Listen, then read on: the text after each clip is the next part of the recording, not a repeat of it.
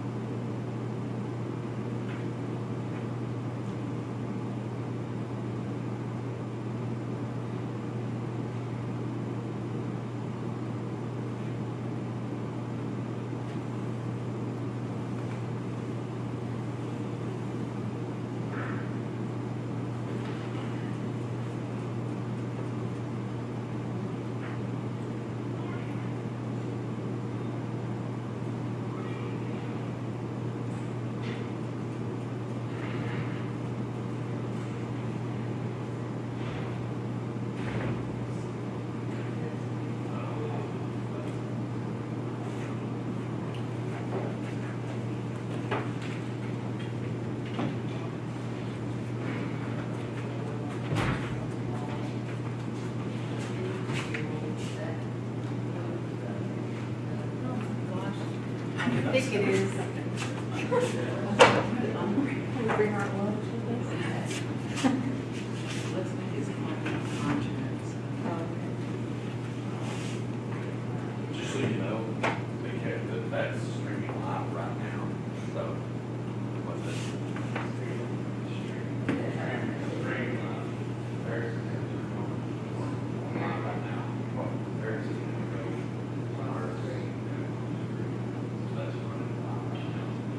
whatever you say.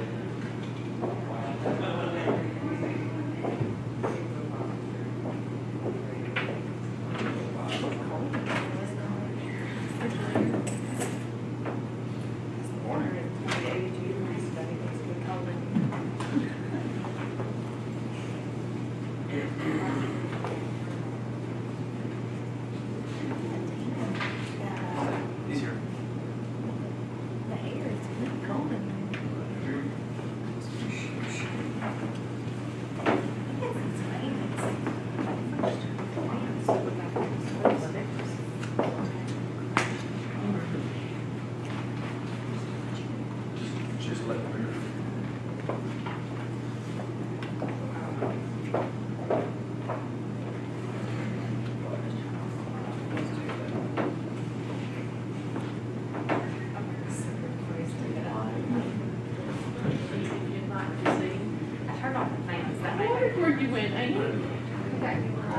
Fan.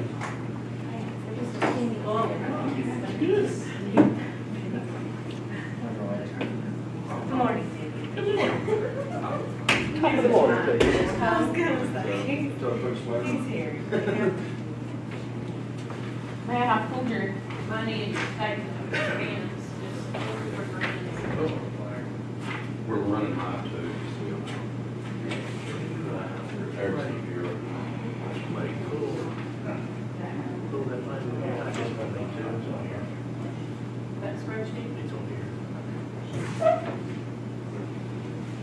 And like I said, there's smoke or something. Let's see where I can set this where I won't spill it. So I'm thinking, how are you? Oh, you didn't want this on the pen. Wouldn't that be embarrassing if I be stuck, because I get it. I don't even know what it is. Oh, okay. Oh, cute. Where's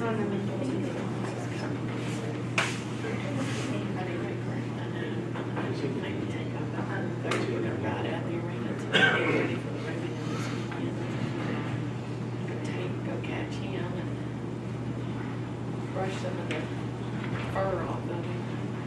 So yeah. I noticed the white hair for some reason, the hair sheds faster with the brown spots. I take that curry comb and come down, and there's like this massive round, and throw it over, looks like I sheared a round dog or something. And with today and tomorrow being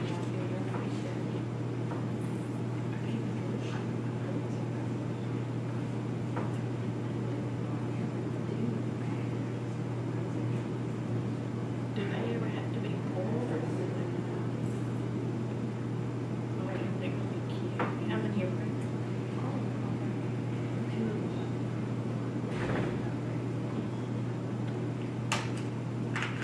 So you have one of them go, three.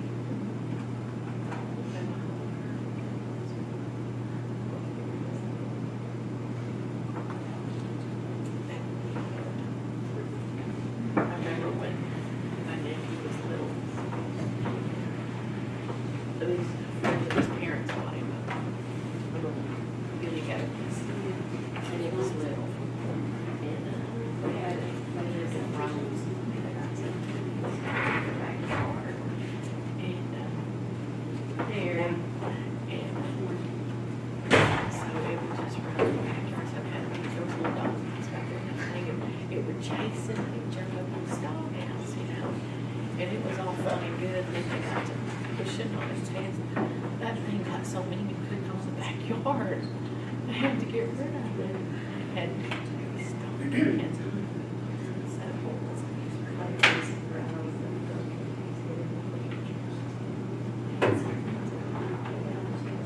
that's good. He needs to be afraid. And I mean, so his son.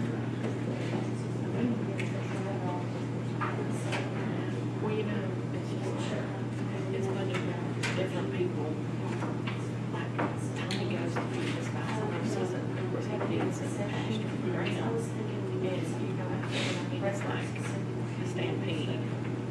Well, when I go to the boss, I mean, he's like, I can't do it fast enough, and then if he'll turn around and look, see if I'm coming, and then he'll go in and stand, and he'll try to put his head in a hunt, get your head out. I'm not putting the meat in, you get your head out. You know, move his head out, and he'll jerk that truck in, you know. But Carrie's old couch, her dad's place, they have real nice bars. And so the horses come in, they each know which stall is there. And they come in, and it's time to be, and they just stand there. They don't make they don't act excited, they just stand there. Because they're really paid. You'll be climb up there and We'll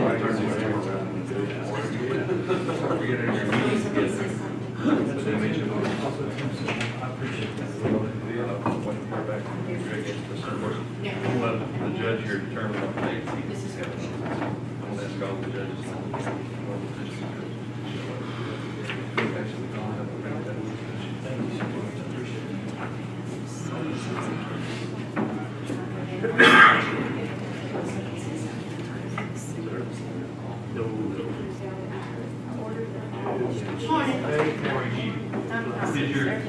water work hold up good? It's starting up. Yes, it's a rain, it's on.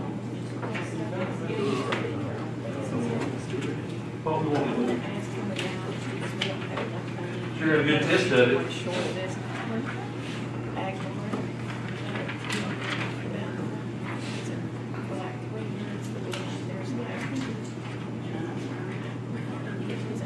Because it only needs the ag market. So, I think.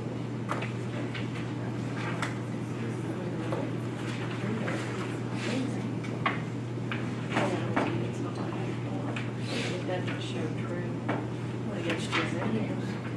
If it. The only other thing to do is put the whole thing into general, is not it.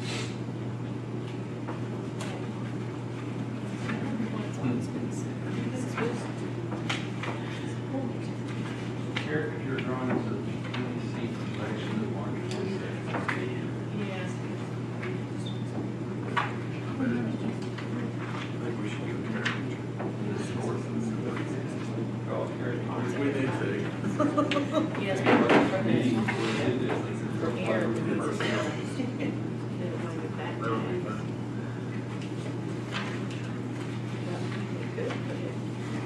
If we're gonna keep it. Why we don't do that? What if we take pictures? To make it. You know, thank you, Jane. I mean, wouldn't it be neat to see the commissioners way back.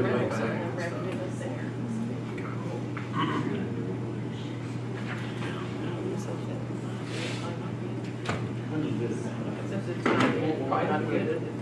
Could be no different. County ever did like pictures of the report. You know, show, I mean, wouldn't it be neat to see them back in the 1900s, 1920s? Everybody's got all the guns on the table. Everybody got their guns on the table? That'd be kind of cool. Well, I don't know, just think about it.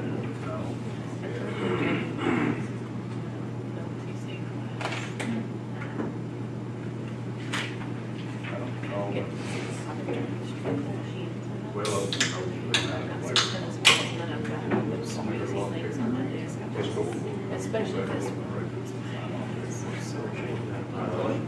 It's weak. About 50 years, I don't know how far back. Probably a long time.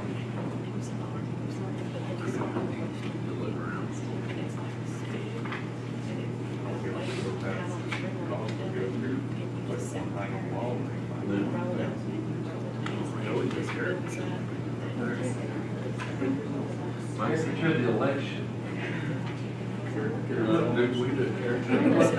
Because right there, it's have a lot of. Anything you share? Not so much. I'm not hanging on the wall. It's just not using It it. was, by the way, it was drawn in the Commissioner Justice Conference in Corpus Christi, Texas. Galveston. First one I ever went to. Really? They've been professional picture last commissioner conference, but one of the whole sports center. Yeah, Report at a conference, sure, get people. they do that. We do. Okay, that's nice. All remember.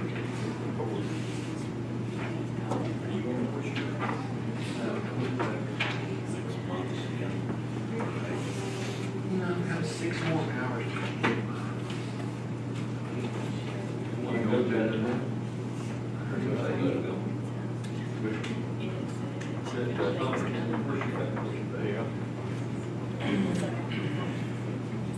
They're doing a cool thing down there, they're gonna offer, it's a rain down there, first, take 200 occupants. Really? I mean, so you're going? I'm going, but I don't. Ain't going to stay? I'll be 45.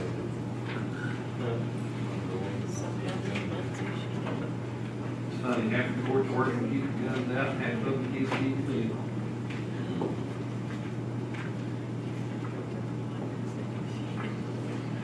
Well, Trump gets in involved in it.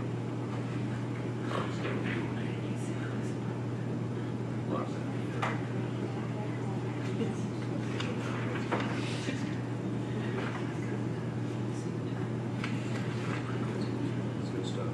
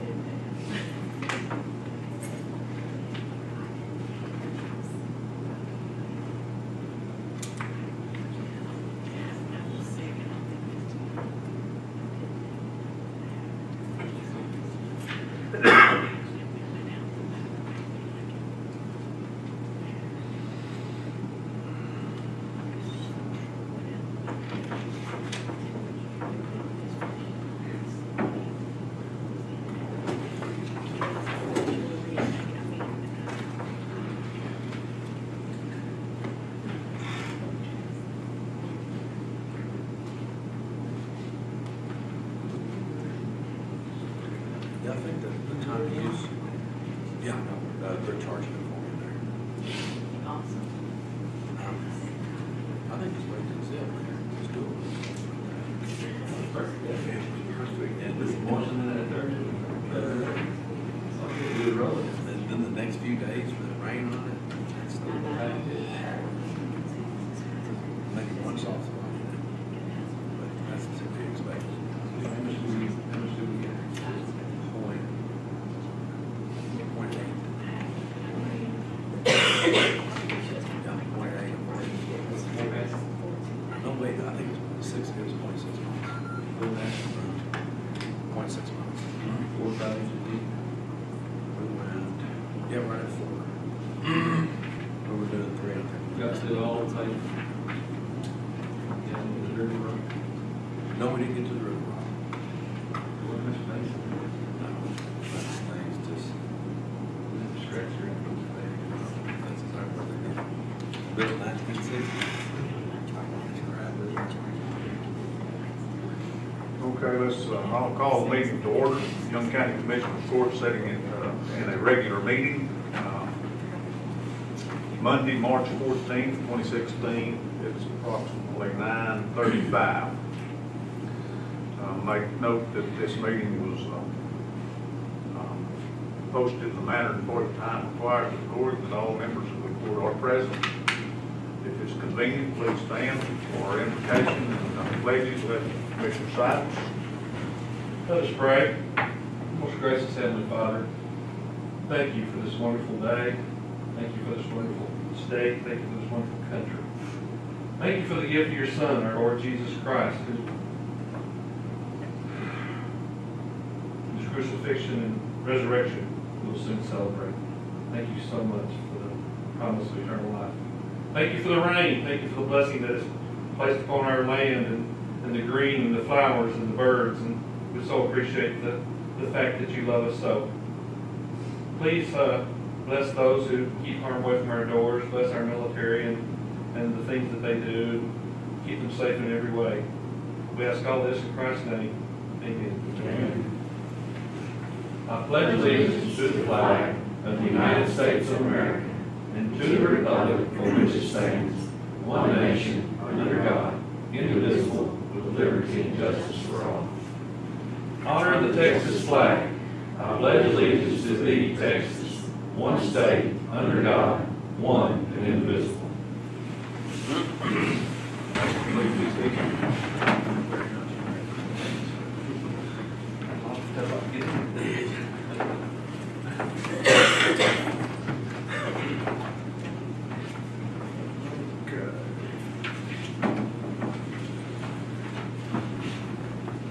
Before we move to item number 3, I'd like to offer congratulations to the primary winners, Mr.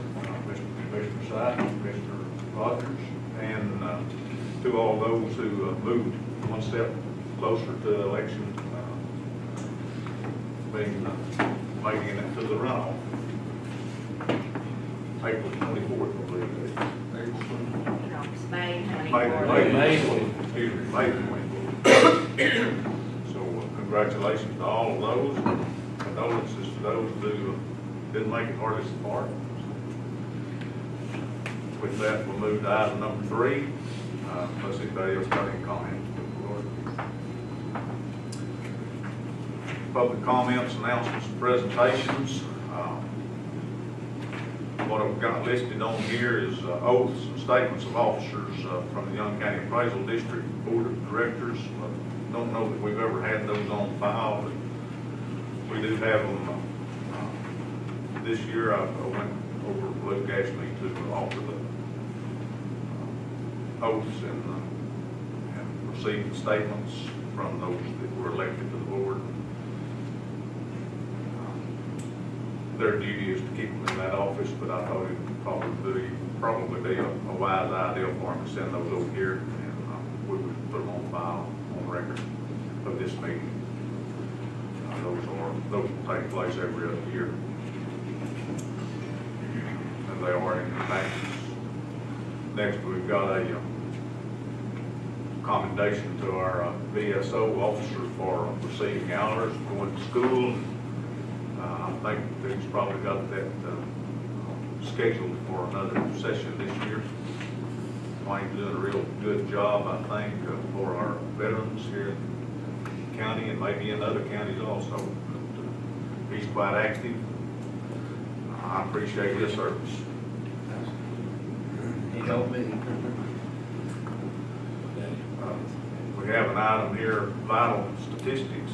Katie, Yeah, I just wanted to let the court know that on our remote birth certificate, and that is where we print off for other counties, and the paper that we print off our death and our birth certificates in the county, we've got a new vendor. And I'm just letting y'all know that with this new vendor, it's gonna be more expensive for us to order paper. And it's not gonna come out of the budget or out of the county, it's gonna come out of the records management. But I just wanted to let y'all know I had so. Because now we have to do it's a $500 setup cost on each paper. If you buy all 3 of them, then they'll take the $500 off, and then you get to buy the paper. won't look different. No, but it's a $500 setup fee each time you order. So I'm just letting y'all know, so if y'all see something coming through on the records management side, you'll understand what's happening. Okay, very well. The other item that we have listed here is a proposed meeting, Commissioner Sykes, I think, put this on here, you wish to say? Yes, sir. Recent conference, one of the constant drums we continue to hear at all of our conferences is that the judicial system and the mental health system continue to work a little bit at odds with each other about who belongs where. Jails have become a place, a resting place for people who need more mentally ill help. And we are able to provide them, but for some reason they manage to stay in our local jails, costing the taxpayers quite a bit of dollars. Jim Allison asked that if any of us could do anything to help stimulate the legislature in this next session to do something about that, that we should. When we were doing our visitation, Commissioner Wiley and I out there looking at the windows, we visited with Officer Brown and Budar and asked them about a particular prisoner that I asked about, and it was one who was having some mental challenges, but they weren't able to place him in the system. So I asked them if it would help if we sat down and had a roundtable discussion with the legislators, the county officials, and the jail officials, as well as MHMR, to sit down, everybody get their ideas and thoughts on the table, so maybe we could come together with some sort of ideas for a solution for this. So I visited with Roddy Atkins, and have visited with Representative Springer. I've got a request into Senator Estes, and I thought we would invite some other county and jail officials from around this area. I want to leave the date open for you to determine what kind of schedule you might have. Certainly one of our county judges there, and as well as the district judge. So. Okay. Okay. You're talking about a meeting here, Located here? Located here. Invite them to come here. Roddy will come and Representative Springer will come. Of course, we're doing it primarily for our jail administrative people, but we'd like to share any information that we've gleaned. And Roddy is very, very excited about getting to talk about it. He has some ideas that will. Well, he's passionate about lots of things. He is. Yeah. So if you would just kind of get with me with a couple of dates that you would be open and free in the next little while, so I can get some notice out to the rest of those gentlemen. Okay, we're looking at possible solutions that could be proposed to the legislature. Yes, sir. And just trying to find out what common problems we all have. And Roddy's also got a lot of suggestions to offer up to. So since this involves the judicial system and the mental health system, as well as our administration of jails in our counties, will be kind of a roundtable discussion. If you have any input you'd like to put in there, please do. We'll put it on the agenda. There won't be a formal agenda necessarily. It'll just be kind of some guides. Okay. I'll find a place so that determine that. We'll run into your court business. Well, What days are good for you? probably could, well, Tuesdays, sometimes Monday would be all right. Tuesdays and Thursdays, or most Thursdays. I think Thursdays are looking like the best day, so I'll try to put it on Thursday. So, you propose to do it here. We hear it here in the courtroom, we could, that would be okay with you? We'll see if we can, locate a date in not too distant future to discuss this, and you think that there'll be, I think we might have Other 15 to 20. courts, Other counties, inviting Jack County and Throckmorton, ourselves, as well as Powhatan and Stevens, and maybe even Montague. okay, Okay? very good. I'll send that out. Might even let you do it, yes, since you're the county judge, to do that, please. You might want to go ahead and fix it up where it's like a meeting, that way whoever wants to show up can show up. Well, we'll, obviously, here we'll post it as a meeting. So we can all. Those other courts to do the same if they're gonna have majority of it here. That would be good. Yeah, that would be good. Good idea. Okay. So if you give me the Thursday, your I'll choice. give you a heads up for Okay. a list of dates. And that's the genesis of that thing. Okay. Yeah, that's been a topic it's been discussed quite a bit. I've had conversations with Roddy also. He is quite passionate about the work he does. He's been there a long time. Is there any other public comments that would like to be presented here? It's a good run. Yeah, it's a good thing. I think I had about 1.95 total. Inch and a half late. Pretty close all around. Big green. If there's nothing further, then we'll move to item number 4, and that's the county clerk's minutes of February 22nd. I think in your packet, the one that you got here has been corrected. I think there's one on item number 5 where we had the motion maker and the second on it is the same, and that's been corrected in the original minutes. So moved on.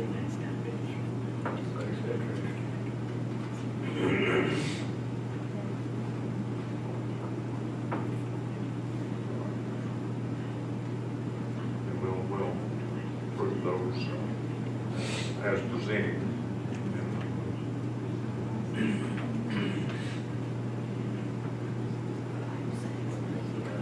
Have a motion by Commissioner Wiley, and a second by Commissioner Rogers to approve those minutes as presented. All in favor? Carries.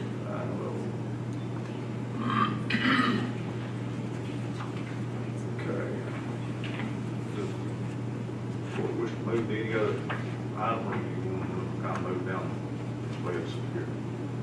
We've got here. Yeah, it's gonna be short and sweet with that. You want to come up there? Yeah. Okay, we'll move down to item number 13, discuss and consider replacement and maintenance. Take it for 1 second, Pete. I had been in contact with Matt to get a hold of Sweeper. I did get a hold of him. I set up an appointment for them to come. The guy called me back once we made the appointment and notified me it would be a considerable charge just for him to send somebody out. After talking with Matt, I didn't feel comfortable with that, just for them to come out and charge $2,600 to us. I look at that being several windows right there. Exactly. Yeah. After, He kept telling us that he'll give us half back, but, you well, know, if we use it. that's the only company that I've ever heard of charging just to come out. I've never heard of anybody wanting to charge something to come give you Before, a, well, yes. exactly. The mortgage you could possibly do. I got back in touch with Bob Brown from Argyle. And after talking with Cheryl as well, I thought maybe what we can do is just kind of put this on the table until the runoff is done. We have a new sheriff. We have everybody that's going to be there, you know, for the upcoming year. And maybe we put that in the budget and get a little done a little at a time, here and there, to where we get maybe 2 windows done, and maybe see about putting some money in the budget for cameras as well. I talked with Bob about that from Argyle, and he said that they can do that. That's not a problem. So and they won't charge us just to come out and take a look. He's already been there once, so he said that wouldn't be a problem. So if it's all right with the court, I would just as soon kind of put it off until we have a new sheriff in place and go on from the budget year and go from there. I think that's a great idea. Jimmy and I was talking about that. I mean, and there's no use in making decisions till we get the new sheriff anyway, and then he can attend the budget meetings, and then we can schedule in what we need to schedule. So if that's all right with the court, I mean, that's how we go from there. Thank y'all. Thanks, Eric. Have a motion from Commissioner Wiley and a second by Me. Pruitt to table this issue to a future meeting. Will that be accurate? Yes, sir.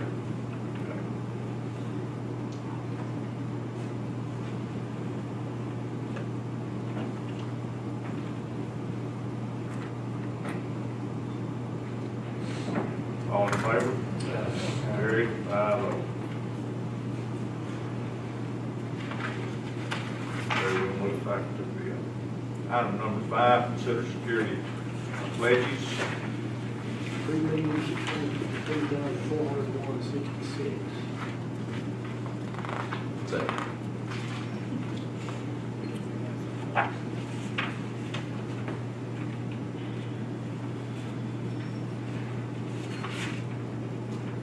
Motion by Commissioner Wiley, second by Commissioner Pruitt to accept security pledges as presented by Sierra Bank. All in favor? Carried 5-0. Item number 6, consider auditor's budget amendments, payment of vouchers. Any amendments? No, sir. Good, that's a good thing. On vouchers, today's vouchers are $240,426.68. And of that amount, $170,037.28 are out of the general. And in that total is, I think we had our second quarter to the appraisal office, we had our workers' comp. This is the end of the second quarter, so we had several quarterly things that had to be paid. So move on voucher. Money in the bank. Yes, we do have money in the Second. bank.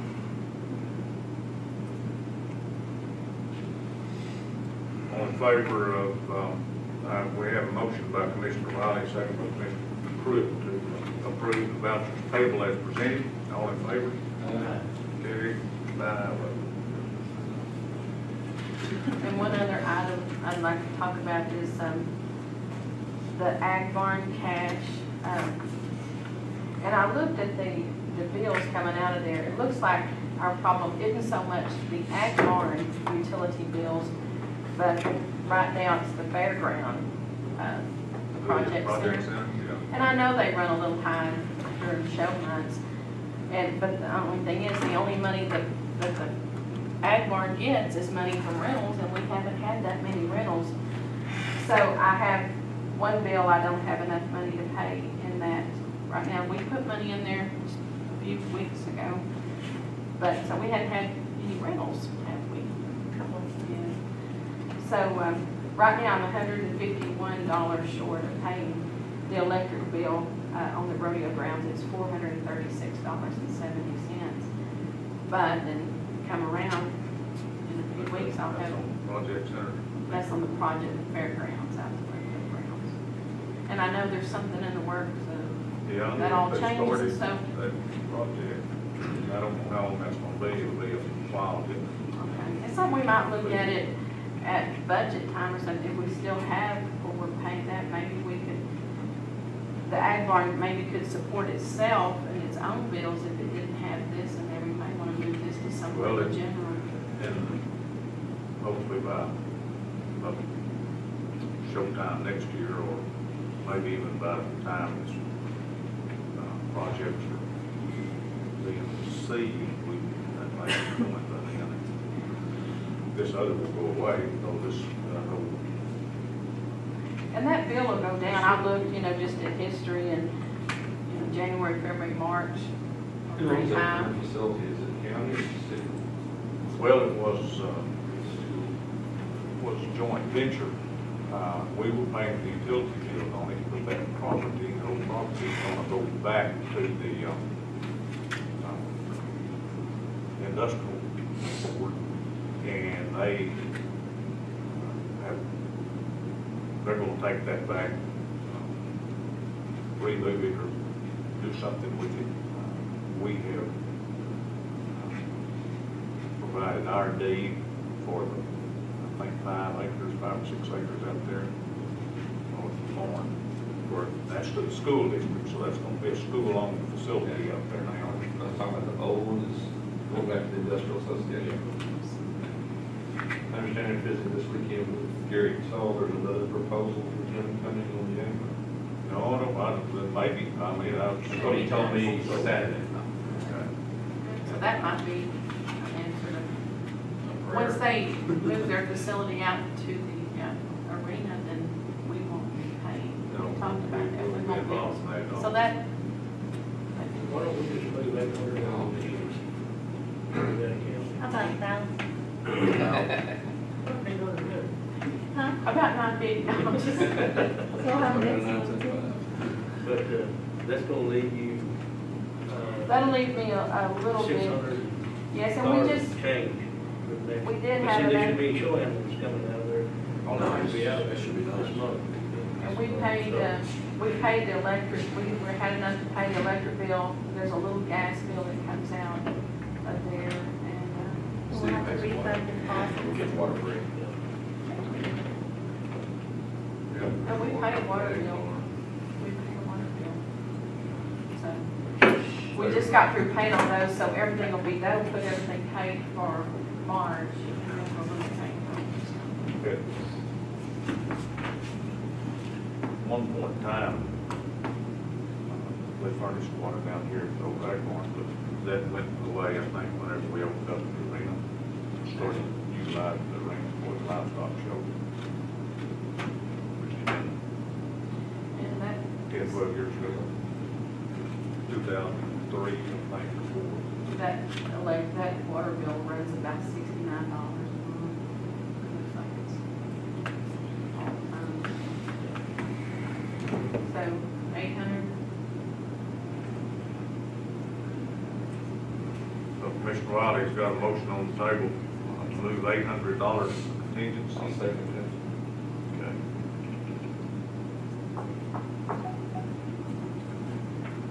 We're gonna do that. It's not a disaster, sure it's a little slow leak. Yeah. There was a motion by Commissioner Wiley, second by Commissioner Science, to move $800 in contingency fund to the Agmar utility line. Is that correct? All in favor? Carried. Gary told me about that. Had that, Gary told me about that Patrick, that time, I believe. Item number 7 is to consider Miranda Rebels' report and request for reimbursement of $946.93. I move we approve that request for reimbursement.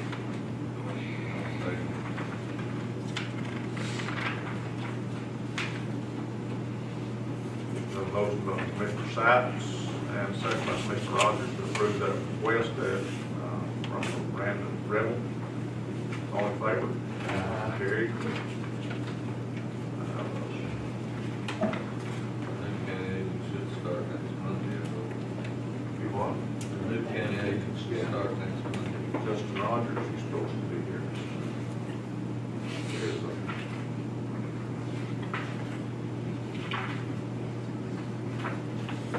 when she used to my dog show. It's going on right now. Just got back Saturday.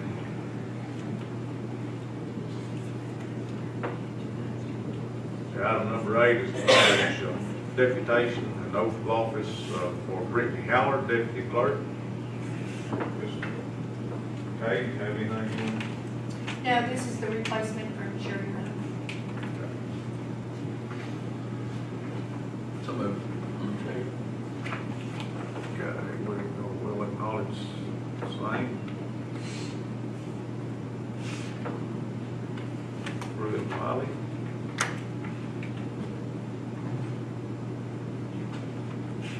All in favor? Carried 5-0. Okay. Consider county clerk employee replacement. All right. Jump right over here, make yourself front. I'm just gonna sit back here if this is okay. You want me to jump? Gotta get up I there have where the Maria camera. leaving the county. Gotta get up there where the camera. I don't want cameras. I have Maria leaving the county clerk's office, who's going to the county attorney's office, okay?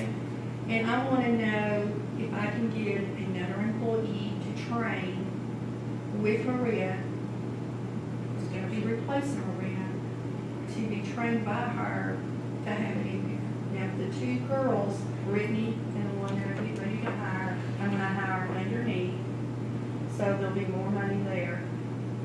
I don't have to pay insurance because they're new people. And I just need to know if y'all will let me have this person, because there will be one person more until May 1st. Right, it's mainly just putting another full-time in there for 6 weeks. I've looked at the money, and with her lowering the salaries on the two coming in and not having to pay insurance for 60 days, she's probably not gonna need any more in her budget. But if she did, I have no records management, I can go back to reimburse the county. it's just kind of creating a full-time position for 6 weeks so that we can start the new lady's insurance to start rolling I out think for that's 60 sure to days. continue operation in the office. So this Brittany Howard, is that a new hire too? That's a Howard, because I've got, right, because I got rid of one. So you're gonna hire- She's asking to replace one until the other leaves. It'll be a little bit like a temporary employee till the. Right. Temporary Just like full-time, what Chris is saying. just so we can get her insurance started on the day she starts working. Other than, we're not going to have to move any money right away. I probably won't have to move any at all with the reductions that she's made and the waiting on the I would insurance. move that we okay an additional temporary employee for 6 weeks in the clerk's office. Since you got, say that she had been paying, you've been gone for very long. Right, and then she's also started out the other two lower than what the top salaries. She's in pretty good There's a shape. motion by Commissioner Sipes and a second by Commissioner Wiley to approve that temporary full-time employment. All in favor? Carried. Item number 10, discuss elections contract with subdivisions. Ms. Sullivan, our elections administrator, would you please explain? These are the political subdivisions, the city, schools, hospital districts, and a Baylor County Water Supply Corp. that have asked me to run their elections. By law, I'm required to run them if they ask, but I have to come to Commissioners Court and ask you to have permission to. Is that for the whole Baylor County or No, it's just their water. It's in Young County. It's the little bit around Hall Road over to 1769 and the very corner of Young County.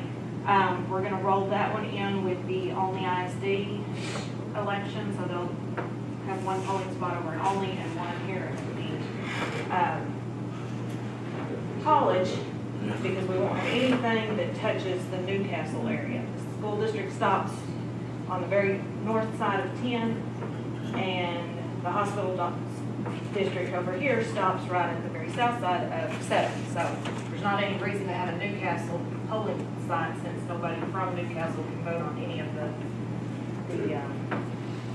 Is the hospital district, hospital district, they were all unopposed. Okay. So the ones I'll be contracting with are City of Graham, Graham Hospital District, Baylor County Water Supply, and Olney ISD. So those are the only 4 out of the 9 that are gonna have contested races. So, In contest in the city of Newcastle. no. Very good. They pay all the actual costs plus a 10% administrative fee. That's required by law, so they can't pay less than $75 to the county for me to run their election, but not more than 10% of the total cost of the election. So they pay all their poll workers, they pay their ballot production, they pay for running the machines, they pay everything. We don't actually pay We don't have anything. that. we'll pay it, but they'll reimburse us. Because it's easier for me to bookkeep if I know that there's only one check coming in rather than these girls and I'm trying to figure out 15 different checks to. Later water already knows the number, they know what they're gonna put. Yes, and they're contracting with 5 different counties, so they're. On this deal here where it says maximum amount, or maximum 1,400, Right. what if it goes over 14? An election day will go over 14. That's only election day. We will pay all the early voting costs. Election. We do pay all the early voting costs. That's required. And that election will be on May the 7th, which is a Saturday.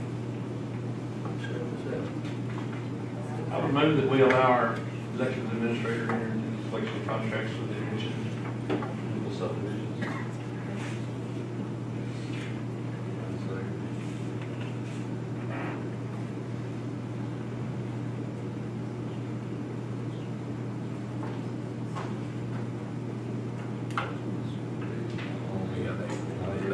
Only library and North Central Texas College. Well, motion by Commissioner Sykes, second by Commissioner Rogers to authorize election contracts with political subdivision as presented by Lawrence Sullivan, elections administrator. All in favor?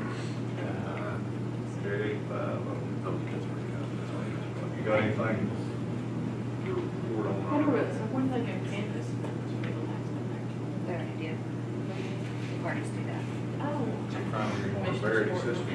I'm Got sorry. anything to report on? I did talk to Hart one day last week after trying to figure out what we're gonna be using in November and how many pieces I'm gonna have.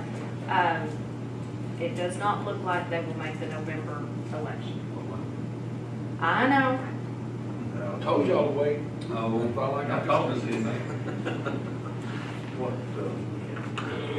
where is the holdup?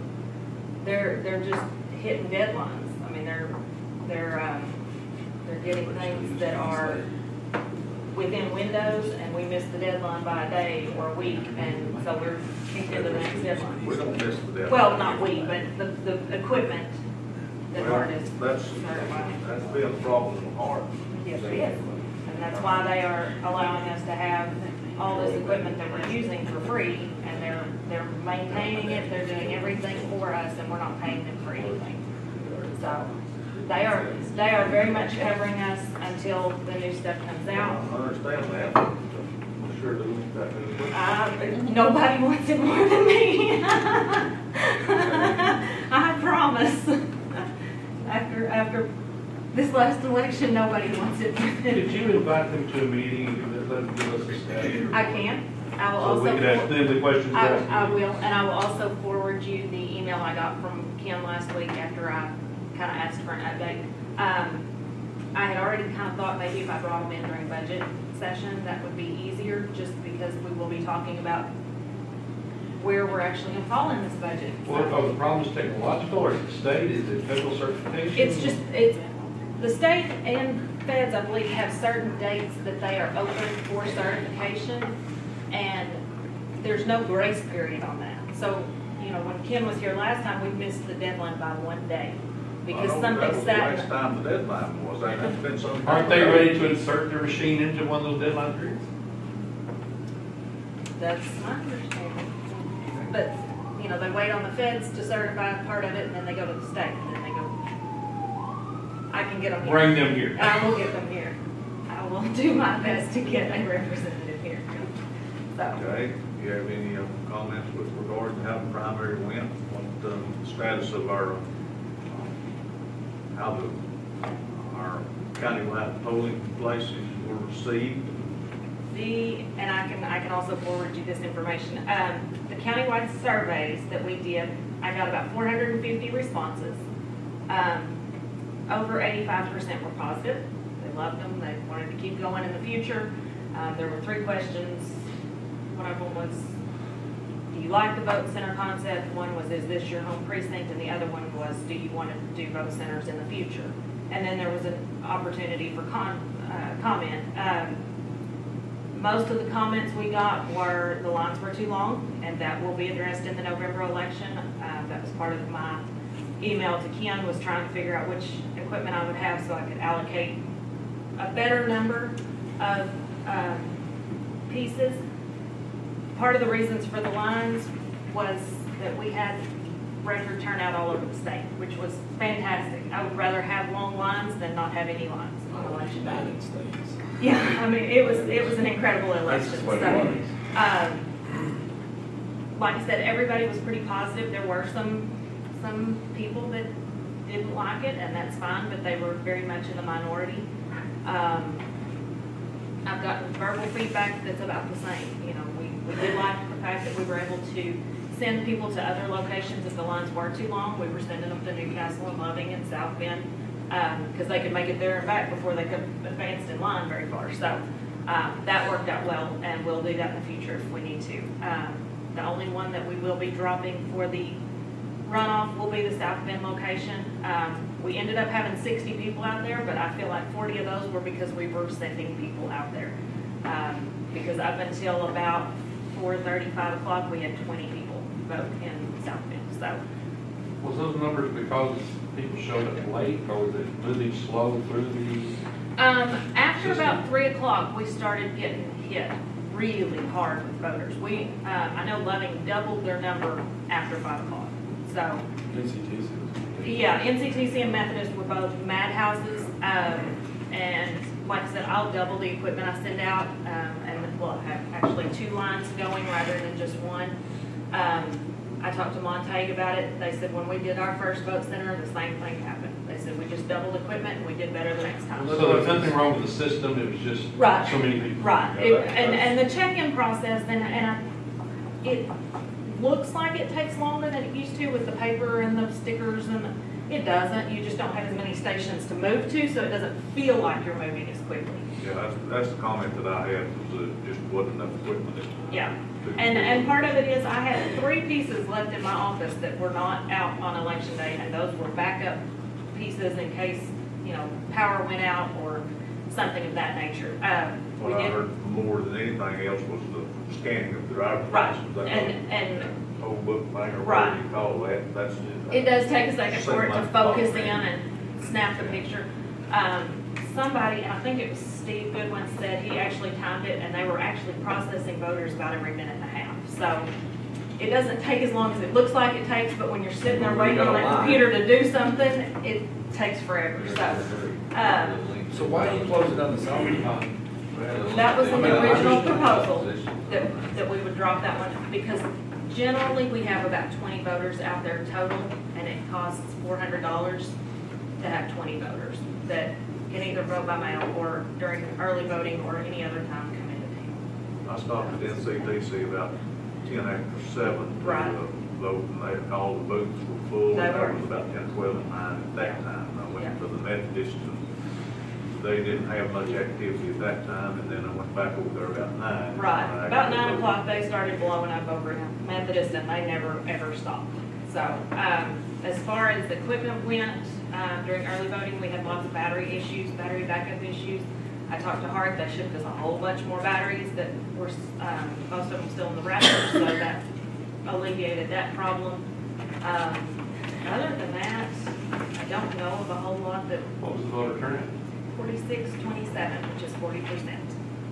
That's awesome. I was very pleased. What do we usually average, 18, 20%? On a good primary, we did 32%. On a good primary, So we got 40%. right at 40. But normally it's around 18, 20, isn't it? Yeah, for a regular, just everyday election, you know. That's awesome. Yeah, I expect I'm going to be closer to 55 to 60%. So. Lauren, was it a lot of trouble to put all the results up on the board so people? I would know? honestly forgot all about that. I was doing 80 million things and honestly forgot to put up the precincts and that sort of thing, so. What was the split between early voting? Early voting, we did 1,800, we did 450 mail-in ballots, and then, so you nearly doubled on election day. About 50, nearly 50, 50. Okay. That's the other thing we need to try to get through is early voting. Yes, Yeah, the okay. more we can push early voting, the happier they'll be. Thursday of early voting, the last Thursday, we did 250 voters here at NCTC. On Friday, we did 500. So those last 2 days, we get hit hard, but then election day, it just blows up. So early voting, you know, they, on the primary and on the November election, they have 2 full weeks. So, you know, people coming in and getting upset about lines, you know. That's what I told them, Yeah. I said, should I voted like I did. And I understand there are some diehard election day voters. Right, I there am it married is. to one, and, you know, that's what he does, and he'll stay in line all day if that's what it takes. But, you know, for those that are willing to early vote, that is a great resource. Mail out ballots, we can do that all day long. So those that don't want to come into town or can't, I'm more than happy to send them a mail ballot. So. Sure, man, early voting for that. Sometimes you just don't have any mind like that. I heard a lot of that Yeah, too. sure do. There were a lot of candidates and a lot to research, so I understand all of that. And we appreciate the newspaper helping signs as much as they did, and the local radio station. I know Greg called me one day and he was pushing it hard. So just the more we can get word of mouth out there, the happier I am. Okay, thank you. All right, Lauren. thank you. Good. Okay, item number 11 is consider the acceptance of donated items for the Historical Commission for Fort Belknap. We have Susan Smith, Judy Cox up here, is going to make that, bring us to, there's nothing on that. We have a list of items here. Some of them, I believe, will go to the Historical Commission. That's where they're requested to be, and other at Fort Belknap. If you would, go Does ahead. everybody have a copy of our applications? This list just includes the items that will be going directly to the Historical Commission. Jim will bring you a list of things that they donate directly to the board. The only thing that he's making me aware of is the 48 starting line. There were a couple other items he picked up. There's a picture of Cynthia Ann Parker. Yes. And then there's another picture of a flag. And then there was one other little certificate that from the pictures I couldn't make out exactly what it is, but Jim will give you on those. Okay. Go ahead. Anything you want to particularly talk about here? When we anticipate future acquisitions, we want to make sure that we're documenting them so that we know where they are and track them, they stay there. Is there like a schedule that y'all would prefer for us, or is it like annual, biannual, or since we get a certain amount of items, or? Well, I think just in your annual report would be Okay. adequate. If I don't recall, really, spent quite some time, if at all, that we had items to accept. No, there's no way of tracking them, so that's one of the reasons we're. Inventory out there, I understand, periodic. At Fort Belknap, yeah, there is, but unfortunately, I'm talking about the historical commission. Yeah, we are planning on going through our filing cabinet. We've ordered some acid-free folders so that we can start getting our records in place. And as you said, we haven't had any donations really to us since we started back up in 2014. But we're very excited about this, and I know Marlene is excited to have them housed back in the museum. She said that especially the cemetery booklet gets a lot of use, and so we'll make sure that they're accessioned in properly, that they're stored properly, and then they'll watch over them for us. Okay, so all of these items right here is specifically going to be held by the historical commission? Yes. And they're all J. Berkeley? Correct. Yes. Very good. The county cemetery, is it, well, It's not all of the cemeteries in Lynn County. Jack Lofton and his wife put that together, but I was looking through it. It's pretty comprehensive. pretty detailed. Yes. So Yeah, I it's think, probably this thick. yeah, It's a very there's a lot of, I have to think of what, 20,000 or so. I mean, there's a lot in there. It is very good. Is it got anything about over that cemetery? It mentions, I'm going through the entire book, so It does mention Belknap, people very, in and around True, the smaller ones, even places that aren't listed as a cemetery, yeah. But I did know that there was some information on that. I don't know how comprehensive it is. But That'd they be did good to a have. really good job for the time. And that was housed at the old post office museum during Jay's tenure there. So we're just kind of taking things that were there and putting them back. And, you know, really thankful to Jay. He's trying to declutter. His children gave him first option. We got second option, and then whatever was left would be auctioned to the public. So we just happened to be there at the right time when this was funded. Do you know what this photo of Cynthia Ann Parker, is it a photo or is it a drawing? It's a photo. Yeah. It looks like it's one of the older, it's an older photo of the painting. Like it's black and white, so it was something like it's probably taken like well, I hate to say, but decades ago.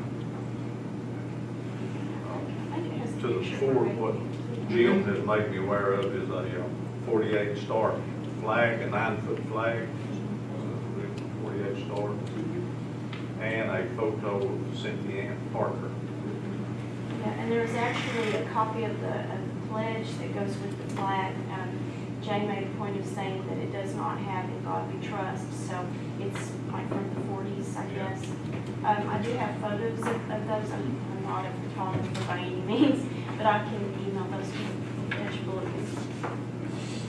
That's part of our new tracking process is to photograph some of these items so that, yeah, yes.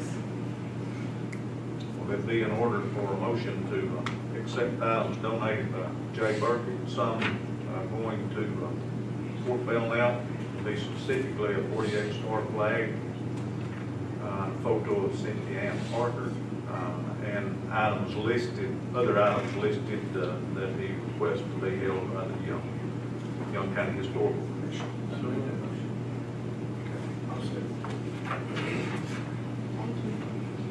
you.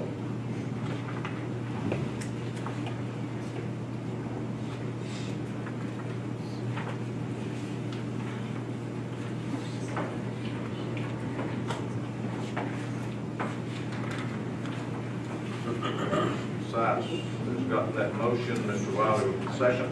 All in favor of accepting those donated items? Carried 5-0.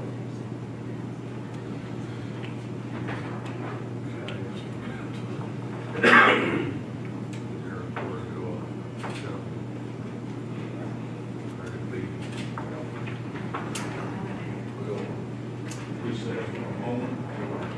Order gets Travis. Are we streaming this one? We are. Everything worked out good?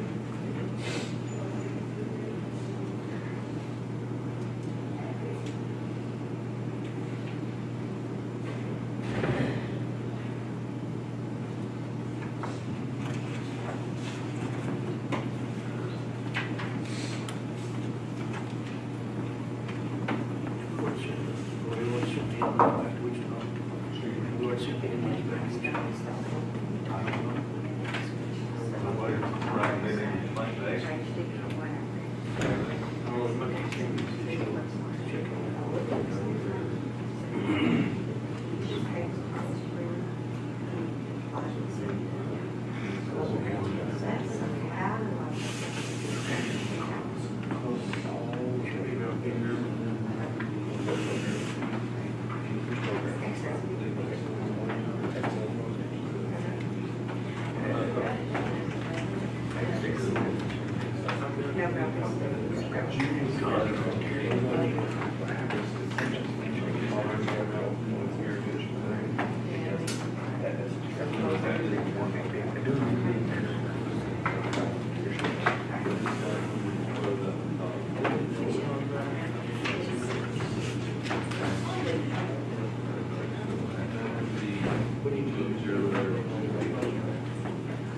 What?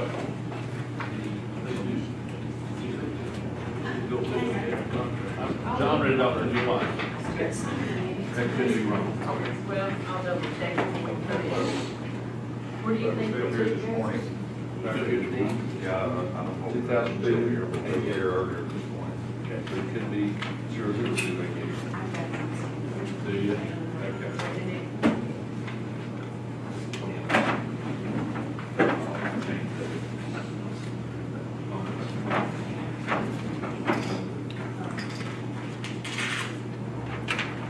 Okay, we'll come back to order. We've got Rex Badley. Okay, send it back to her.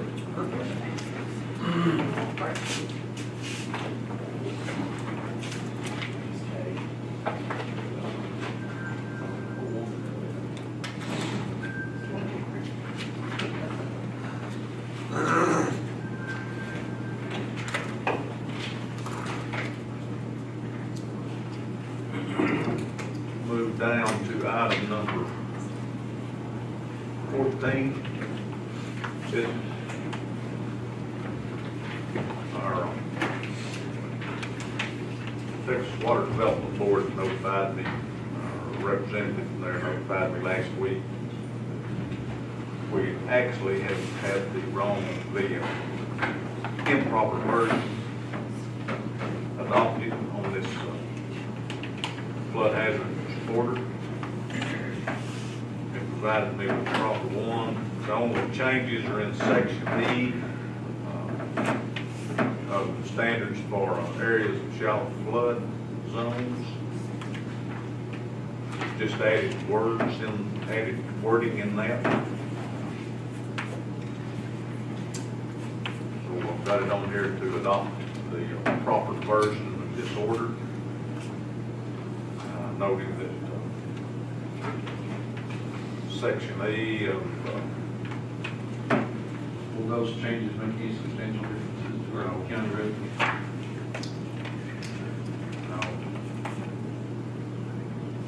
Also too, with this, it's important to keep this up to date because FEMA money and other federal. Section E of Article 5, floodways.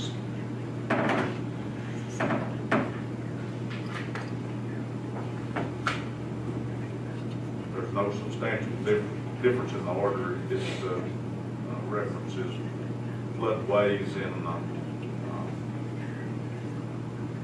that are, we have two little small floodways in the county. Not on C order, I think this is the D.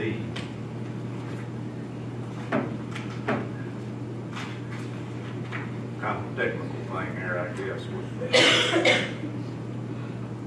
This is 60.3D of the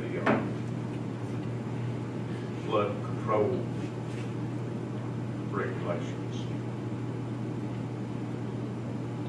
Is there a definition of a floodway?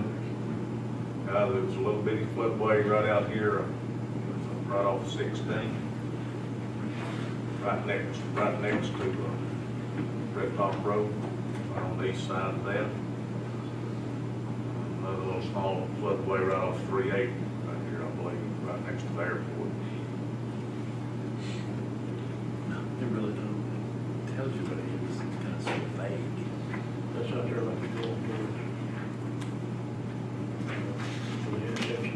Yeah, it's right close to the ring intersection. Right there.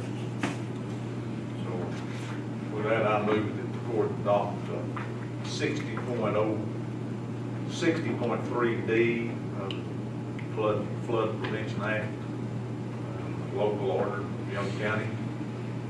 I'll second it.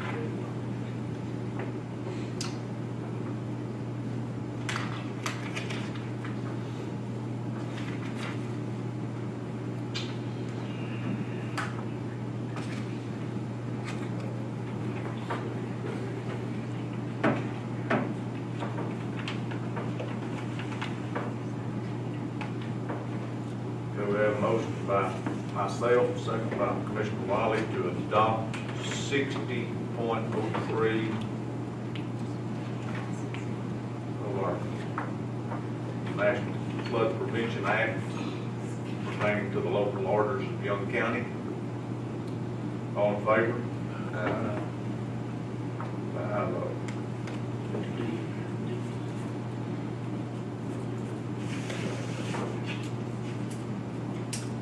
Item number 15, discuss interlocal contract services for inmate housing in Wichita County. We have, I think I included both Wichita County's latest contract, I think it's 2010, along with Stevens County's contract, which I think is before that, Yeah, before that. Stevens County is 2009. Commissioner Wiley brought this to attention that we probably ought to renegotiate those contracts.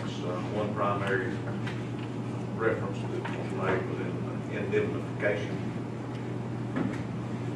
Seems like we've indemnified them instead of them indemnifying us. Yes. You know, I think it's been a good standard. We've got 15 inmates in there now. Because of their flooding problem they had up there, their jail water, or I guess the roof is bad or something. But, I went through several of these contracts. Was it Friday? I think so. But we need to, or Thursday, yes, Thursday, so we need to go through and just, talk about it and see what you want to do. We discussed the cost per prisoner there during our budget hearing this last year. And our cost per prisoner is substantially more than that, $37.50. Why would we want to keep prisoners at a loss to the Well, we don't want to, that's why part of why they. That's a rhetorical question. Yeah. Well, what we figured out that like over, right at over $50, right, $51 or something like that. I mean, it's not only 50. Yeah. It's not only the You prison. got that number worked out one time. Yeah. Oh, yeah. I've figured it several times. I have figured it quite a while. I mean, in 2010, that would have been fine, But I know, but they also, they've lowered that cost with that food service, they've lowered that cost About of food. $45 last time I had it here. 45. But on these, they have it now, they're, don't, I have to bill them at the $37.50 because that's the current contract. Right. I think Commissioner Wiley suggested that the Stevens County contract is more in line, the wording on the indemnification is more in line with what we need to have. Yes, sir, because it pretty well covers everybody. It covers us, it covers, oh, It's more comprehensive. more comprehensive, more explanatory. Did you see anything other than the cost, a cost per prisoner day that we might want to look at swapping in that contract? That's all I think. Did it have in there, Jimmy, It had about in the there. damages, about them paying for any damages done? I know Shackelford I County think it always does. I think does it, okay. Well, on Stevens County, it talks about all the bill paying the damages and everything.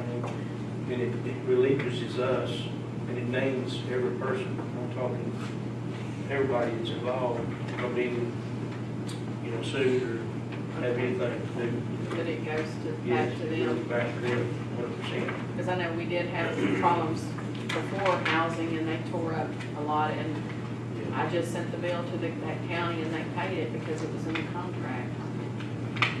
I'm pretty sure if something was to go down, they probably would stand good for it. But You better- I think it would be good business for us to get everything lined up. So that if something does happen. And normally when they do that, most people send us the bad guys. Sure, problem child. Now, Oh, Eric- yeah, that was Senator Bob Pretty. Well, but Eric Brown, he told me the other day when they called and they said he had these prisoners, he said, okay, I don't want any problem people, I don't want any high maintenance people, I just want We your can best. request that, but No, You can we ask haven't them. said that. Also, is there in there about the medical on the inmates that? Yes, on there. County It was could- on there. They are responsible for 100% of the medical. They also, if we have somebody in the hospital, then they pay our officer to stand guard there.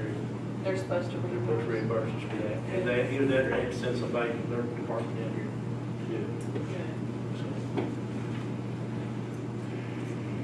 Mental health, psychological testing. There is some necessities of communication between the two jails of those prisoners? Or is there any contact the Stevens County before this done? You know, that's something we need to do, is we're discussing that 3750, we are doing a little survey, kind of see where everybody else is at, and let's do it. Yeah, we can see that, and there, I think those may be listed. On this survey. They may be listed on jail commission side, I'm not sure. We've got to- It's good marketed. And let's do a hard look and see what the actual cost is. And I know the more you put in there, the cheaper it will get. Because I look at things a little different. And, you know, but, just kind of get us a ballpark figure what it would be, 15 or 30 or whatever. So what do you say, 0 to 10 is this amount? Yeah. Like $50, Yeah. 50? Well, it also depends what 20 it is. is. I don't know. How many we got it.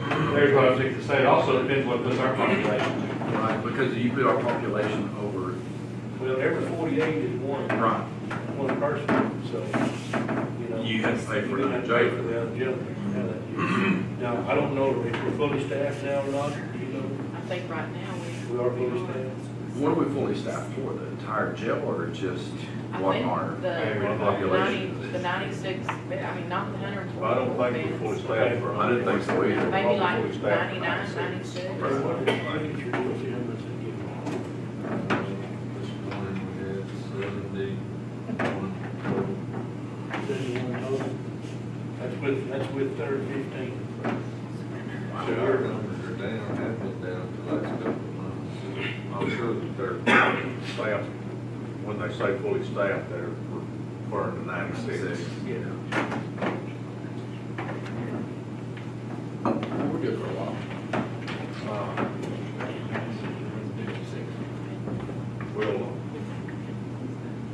I'll have Jenny revise these, I think she's got them on the computer. We'll revise these and we'll incorporate the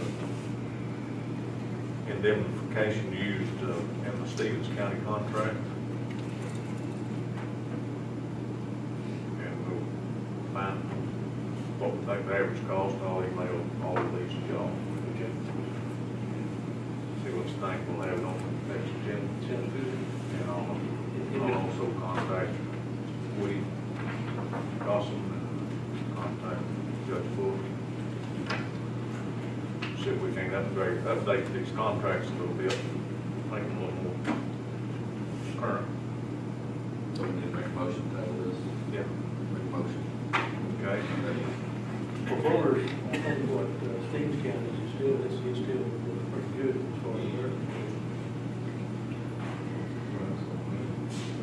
We can take theirs, all of them 3750 straight across, and some of them go back as far as,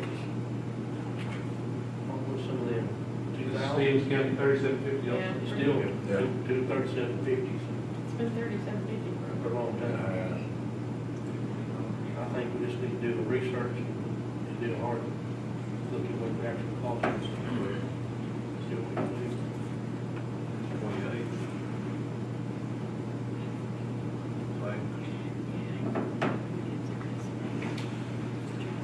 Okay, item number 16, discuss, consider sale of equipment through sealed bids in reference to a 2012 Cat motor grader. That's a 2011. 2011? Yes, sir, it's the one that we required in June of 2011. It's got 2,699 hours on it currently. Going to just see what the market is for that used equipment, see if I could dispose of that through the sale process that the counties are about to handle and the leasing of another motor grader, the straight across road that a lease purchase. When you want bids to be due? The last meeting in April April. 25th, wasn't it? April 25th. Our last regular meeting in April. So instead of doing the buyback, 25th? The 25th at about 10 o'clock. Yes, ma'am, Okay. that's fine. Have them in my office the Friday before, by 4 o'clock. curious what you Depending who you talk to, it's strong or weak. It's just You know what cats? Sir, is it just 12? It's an 11. No, the model number. But yeah, it's 140. So we do the 22nd. So we set that the last meeting. That's last Friday, and then open on 25th. In my office by 4 o'clock on the 22nd, open at 10 a.m. on the 25th. What cats? Do you You need a tray? I don't know, just one that you do. At 4 p.m. Yes, sir. I done, you had a 10 base and all that. Mike, if you'll let me know what those Oh, we'll put it companies. together, right, is it? Sir. I'll get with you with all Okay. those things that you need. I Okay. think, make sure that serial number is correct. Yeah, and it probably does have that too in there, I I don't don't know. know. John? You're gonna be Yeah, No well, I've problem. already got one kind of written up, all I'll do is change and send it to the paper. Maybe a little verification on a couple of things. Yeah. Okay. Okay, that's a motion by Commissioner Syed. Second by Commissioner Pruitt. All in favor of advertising for sealed bids for 2011 Cat motor grader currently assigned to precinct number 1? All in favor? And those are the bids to be due April the 22nd at 4 p.m. And the bid opening to be on the 24th of April, 25th of April, 2016. 10 o'clock, 10 Sounds a.m. good. And we need to go back to number 15, or did we table that? Or this is? Yeah, we did. I thought we did. Right, we tabled it, we need a vote on I thought we did. it. I didn't hear, who second? You second, I I didn't get a second. Okay. I made the motion, I had no second. I'll say. There we go. Just so we should get it done right. Okay, we got a motion by, on item number 15, motion by Commissioner Pruitt, second by Commissioner Wiley. The table until our, I think our meeting's on the 28th. So our next meeting on the 28th? I think so. Yes. Okay. Do we need a motion to consider all rewriting our other interlocal agreements with the other folks that we've got? Stevens County and. Well, we're gonna notify all the parties. If we change it, we'll leave it out. Yeah, if we change the price, we have to have it. This one here, Wichita County really don't want to change because of what the indicative is. I'll send all of you out the revised wording for your consideration, for your review, I guess you ought to say. Okay, all in favor? Motion to recess until 11 o'clock. Did they finish voting on that last one? Okay, this is time specific item. And we'll hear that at 11 a.m. We'll be recessed for 20 minutes. 17. Okay? I don't think we're gonna take any action. Everything's green now. I've already got it, already now.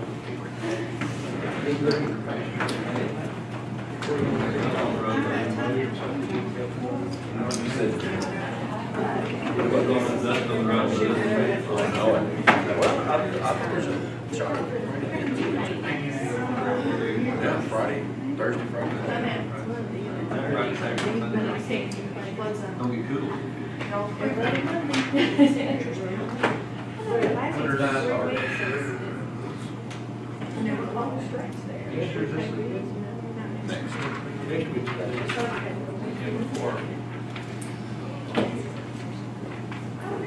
Weekend the 26th. Yeah, this week, let's see,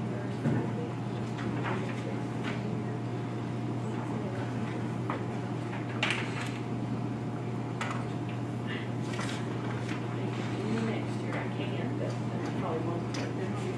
It's been over 6 years. I know, he told me this time, he said, this is my last time, you know, this will start again in January for school year. Well, that'll put me at 6:14. I'm not 60, she's 72. 72, yeah, he's, Gary, yes. I know.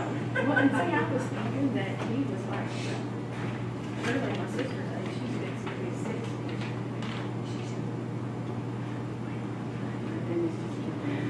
She's 3 years older than me, and then my other sister's 3 years older. Then I have 17 and 16 years Famous? older, so. What, famous? No. I heard. No? Just here come here to see what's going on. Hey.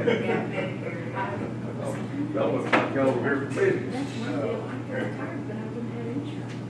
Okay. You know, right now I don't need it, but I will, everything's hurting. It is, I know.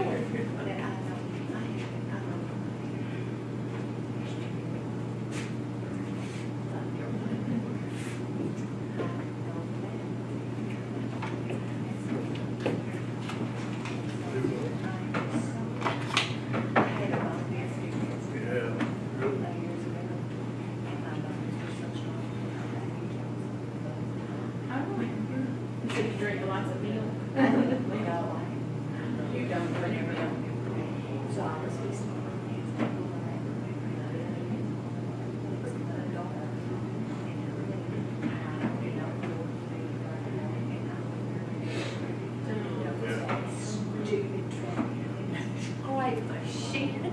and he thought, it's a good thing you got stronger on. But I just.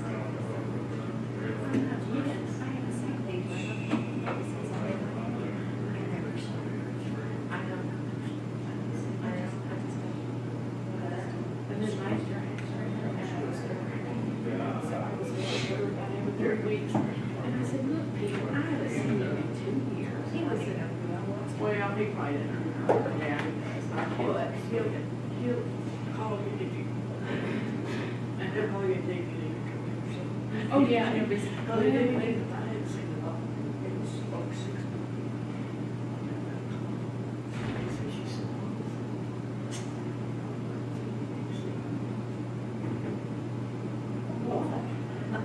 She said, she said, well, you're taking care of it, are you? Yeah, he's in the ministry.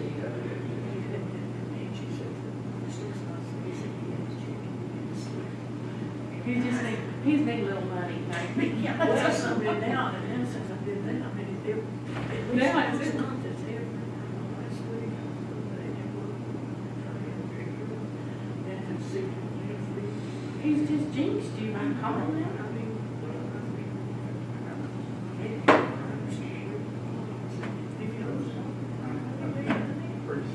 but you made one makes me, because I've known her since I was a little girl, she is. Oh, yeah, yeah. I mean, it's just Carol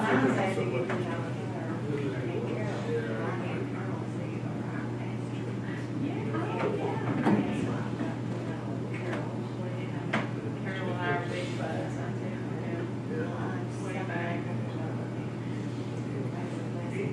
Oh, yes. And Ronnie's just for her, and she has been wonderful for him. It's, you know, she does. She's a good gal. She's raised right.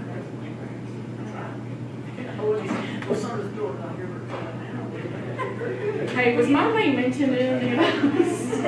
Sarah, you know, she'll say, I knew she did something, but something I didn't know she Oh, I told my mother about some things later. Why did I tell her? Oh, she just, as I asked me, she said, why did you do it?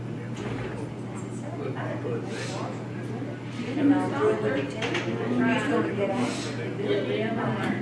So I just told, and she was back over, I was, and say, You know, the same thing she told me a few years ago about some things.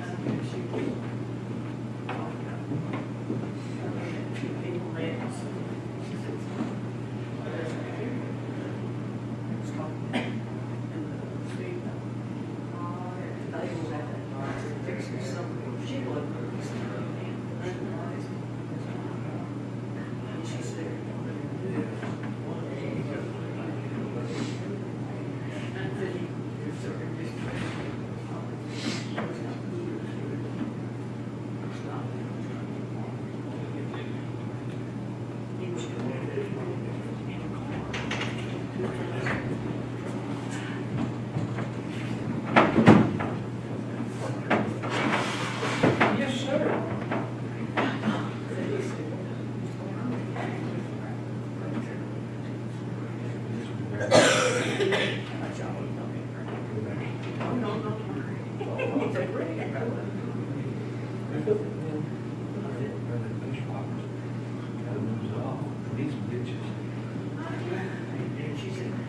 don't remember, whenever we come out, she says,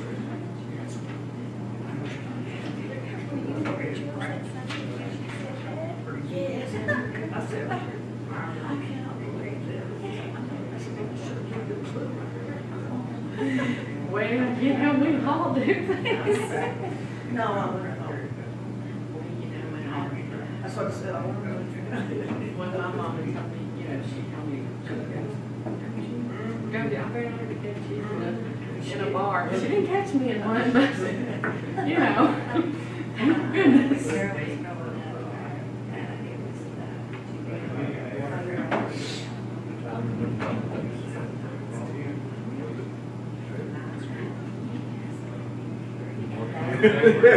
He was such an athlete. Yeah, no, not from your house. Yeah. But that worked from your house, somebody else was looking at me, well, I had to fix mine.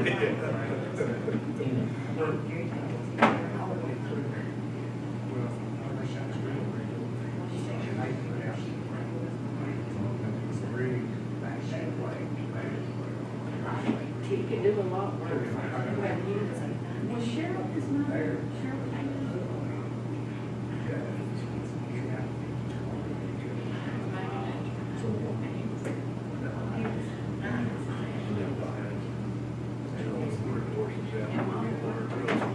They're just past the stop sign out there. It's been washed in there before I got there. Yeah. You know, since we shut those roads with bulldogs. We won't go there. Better not go there. He should You know, have made those take turns. day time, Road. and I feel the same way. Caroline's down there. Well,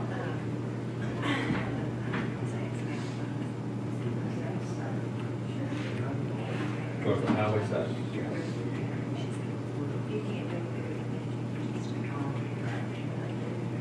you know. I couldn't do it, but I was sitting there, I kept looking at her, and I thought, yeah, I kept looking, and I thought, that's okay, it's nice. Yeah. And Bill, I know, but you never showed up. That's why. Everybody's said this was, you know, Wanda. Oh. Well, out there, look down. Oh. Yeah, she worked here with George. did. Sure did. He's on school. Road stabilizer. He was always up there working on school.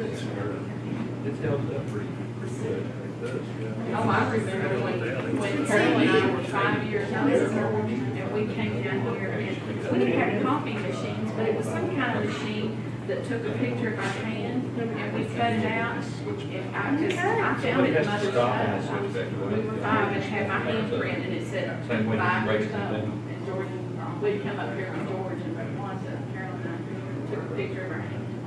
It was some kind of copy machine. I remember all copy machine. Oh, I made it. Well, no, did you sell those piles of mulch down there? It was kind of green looking picture. I mentioned, no, it was a, Those dump trucks or tractors, done up the hill and did all that. I'm trying to think, Okay? it was a, I don't know, but I found it in Mother's stuff, she kept it on. 4 or 5 times a day? kind of like a closet. Is it? On something today, what's the daily average? It's an average 4 or 5 I'm times a day. 6 months older than her, so. 4 or 5 times a month? I agree. I love it. Best thing that's ever happened. She works over here at the hospital. Times a month? She works at Shelby.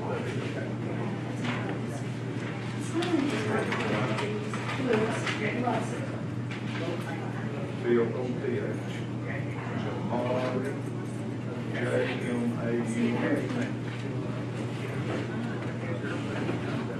I know. My mother said, well, I'm the baby Friday. She said.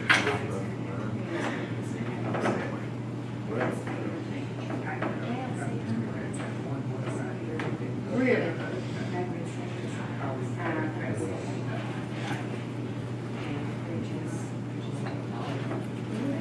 See, me and him were So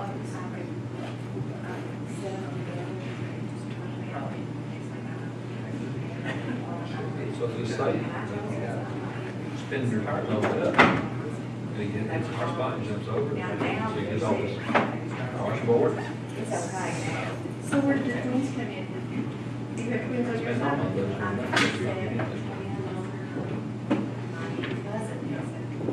Bad luck. What we need to do is, come in there, So you just never you can turn that thing inside, that water will turn, rather than going straight across it, washing itself off, and reduce that.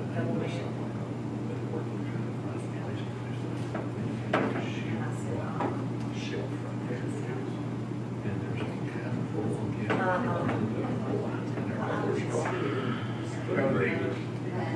he knows, we're going there, cut those, there's no money placed to pay. There's nothing.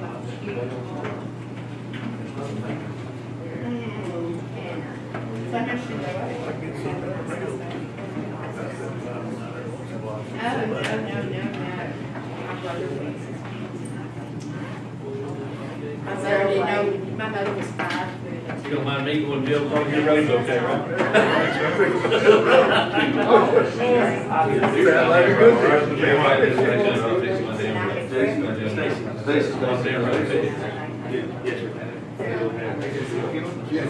I made you a promise that all.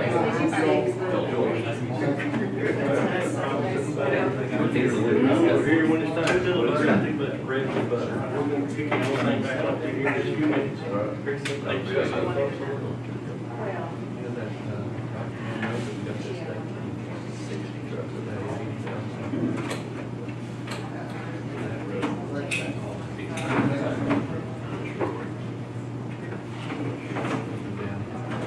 See, mine lives here, he visits and he comes and stays, he goes on, yeah.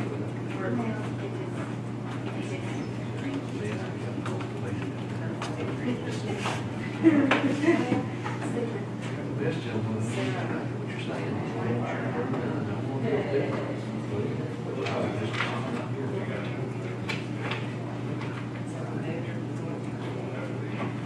yeah, that's very much the part where Have you seen a lot of?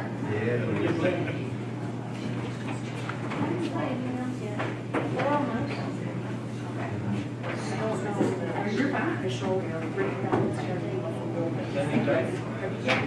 No, it's actually the first.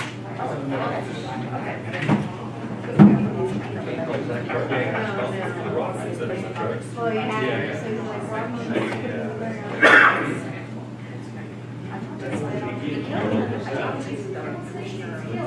You get $10,000? No, you don't pay that to you.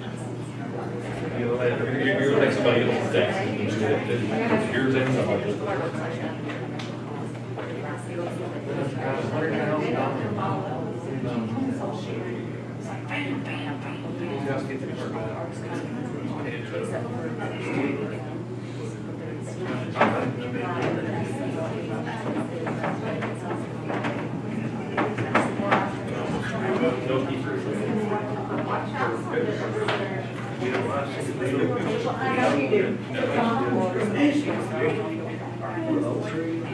He showed where there was a copper. 2.67. Yeah, 300,000.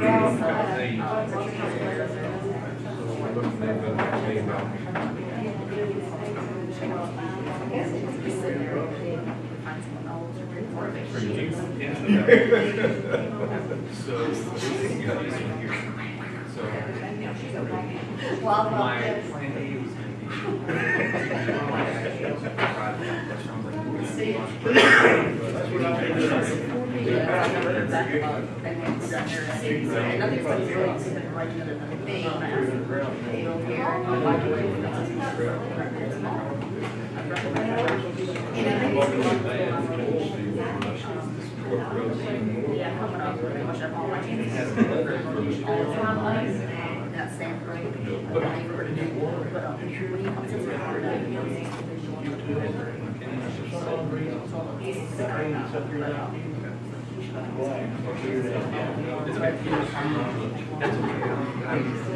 I feel like that's probably the last thing, even though it's more for everybody, you can write everything for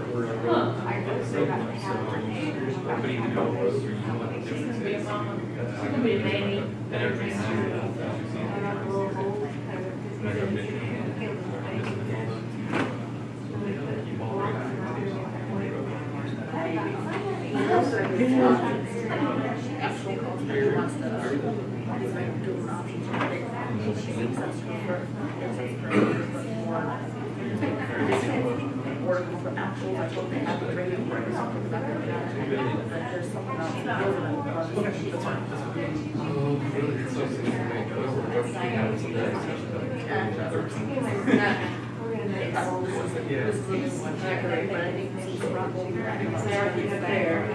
You are seeing you. Well, it just takes a while, you know. I recognize We did. Don't mess me up. I know.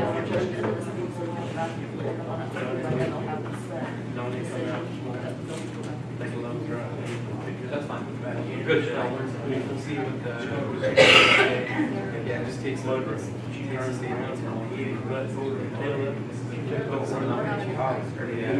I'm mad at Chief Holler.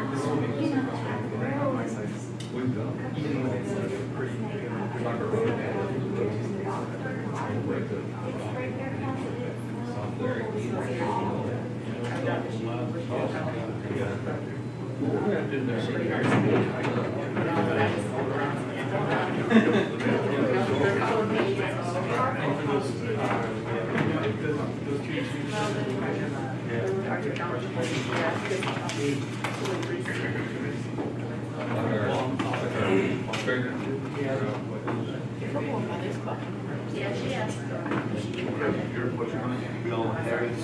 Bill Harris. Okay. Colleague. Joel. Joel.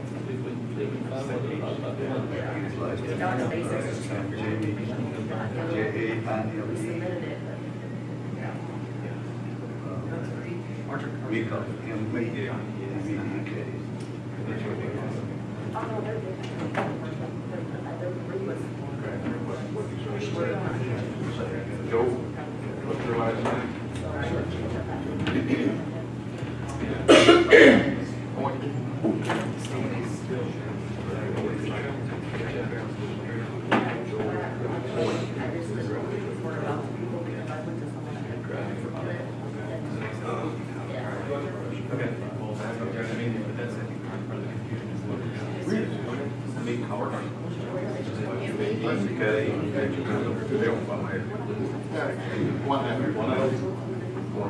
What about the two over here? Oh, I didn't know. Randy and Joe.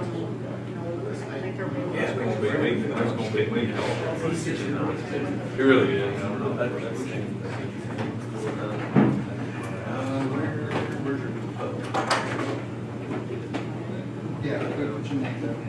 Signing in? We're just trying to get your name. Sure, Ronan Castillo. So, okay, wrong, you know, maybe. No, Patrick.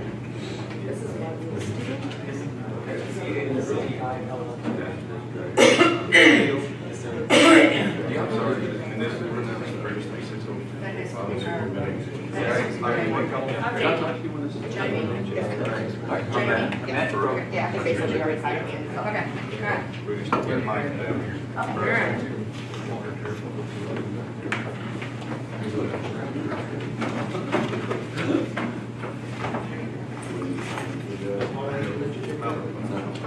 Get time to.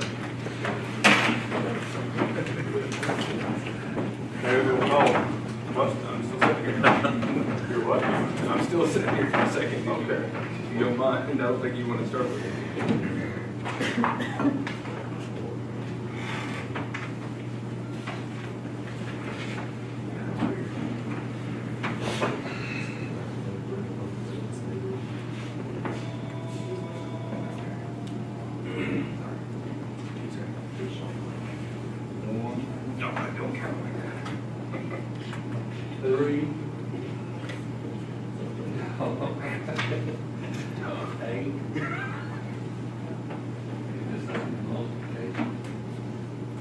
say, if you say that number 7, 11, and 13, those are the ones that throw people off the most, which yeah. 13's gonna live. But I'm already. You gotta go. It doesn't change. It doesn't say.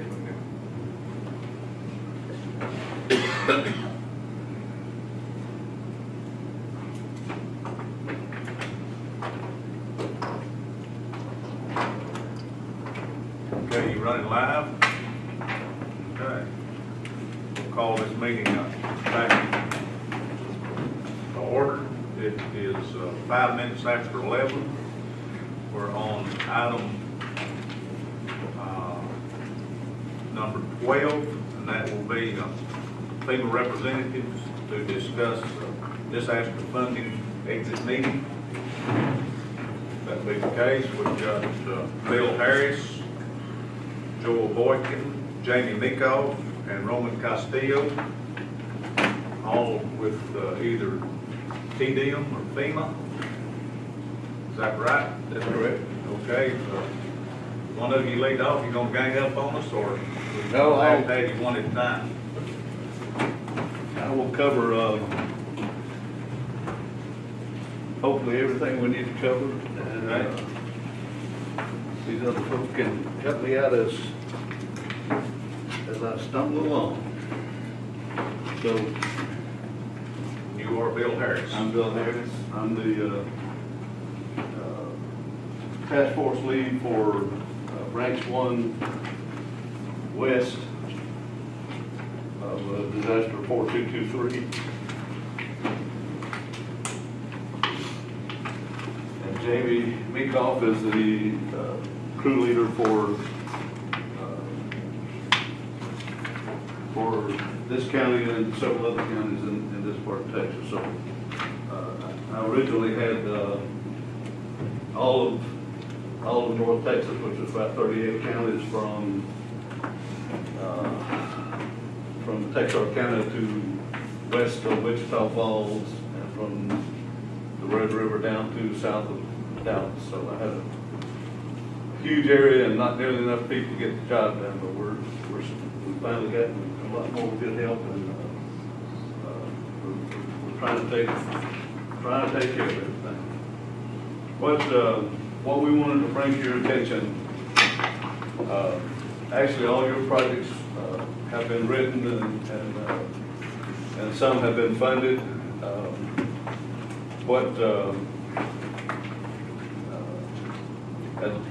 As you were told at the kickoff meeting, FEMA is the FEMA Public Assistance Program is a reimbursement program, and just in a nutshell, we reimburse 75% of your reasonable cost to bring your facilities back to pre-disaster condition.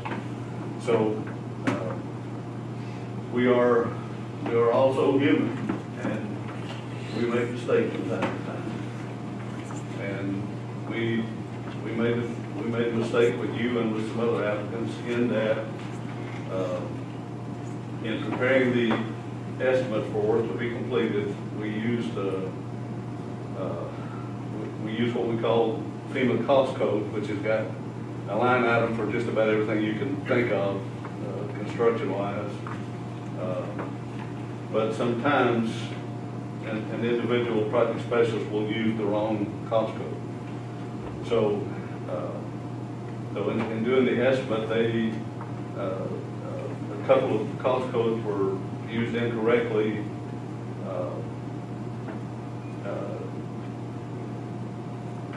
There's a cost code for ditching, which is primarily for ditching along paved roads or very severely damaged gravel roads where you have to use a backhoe or a great awl and dump trucks and a lot of heavy equipment to clean the ditches out, where you have to scoop it out and load it in trucks and haul it off. That code was used where normally most of the gravel roads, dirt roads, or most of the ditching is just done with the grader itself, with the blading. So, Some of them would. Pardon? Some of them had to be hauled off. well, that's fine, that's what I want to get to. There's also a grading cost code that was used primarily for new construction where you have a lot of detail, fine grading, and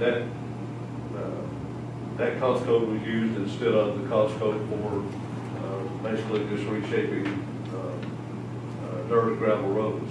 So, and the cost codes that were used were too high. They were much too high. It's no different than if a project specialist had if he incorrectly picked a cost code for a triple axle dump truck when he should have been using a cost code for a pickup truck. It's just human error. That's all it is. But what we've done with this spreadsheet is basically taken each of your project worksheets. One of them was written as a large project, and that was YOU 001C. And that one had about 22 different sites on it. That's the first item on the spreadsheet I gave you. The left is the way, on the left side is the total of the way it was written. Can you hold up for a second? Can you help me out? Because I mean, I see 009C, 007C. Well, I have no idea what roads those even are. Can you help us out with that? And do you have road numbers? What's your phone? All of the road numbers will be in the detailed PWs that's already been written in. And I didn't bring it. Marcia, she's got the project. It'd be nice to have something like that. It sure helped. You got it. See if this will help you. See if back up, you look over to the side, you can see. Yep.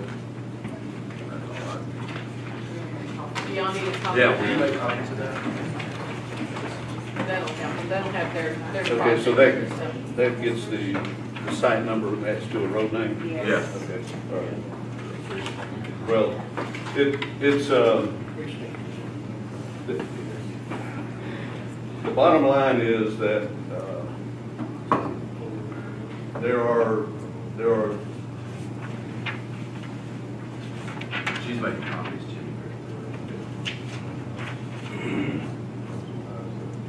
But if you're saying so, and I see just about every one of them had a reduction on it, but everything that I looked up on mine, I went through the FEMA rates.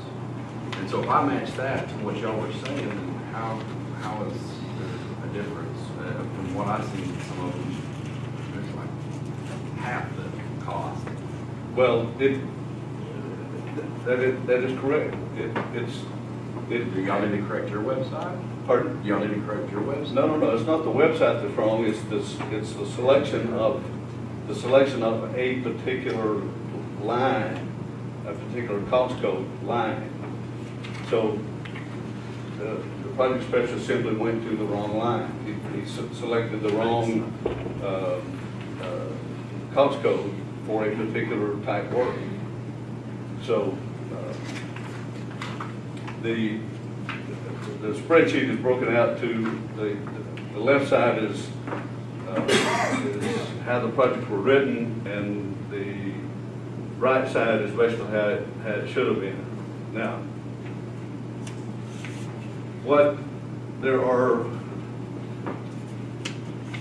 we have about 3 different ways that we can fix this. In any event, in no case would it have any negative effect on what you would receive in terms of reimbursement. Our estimates were simply way too high. So for Clarify that with Blissman. okay,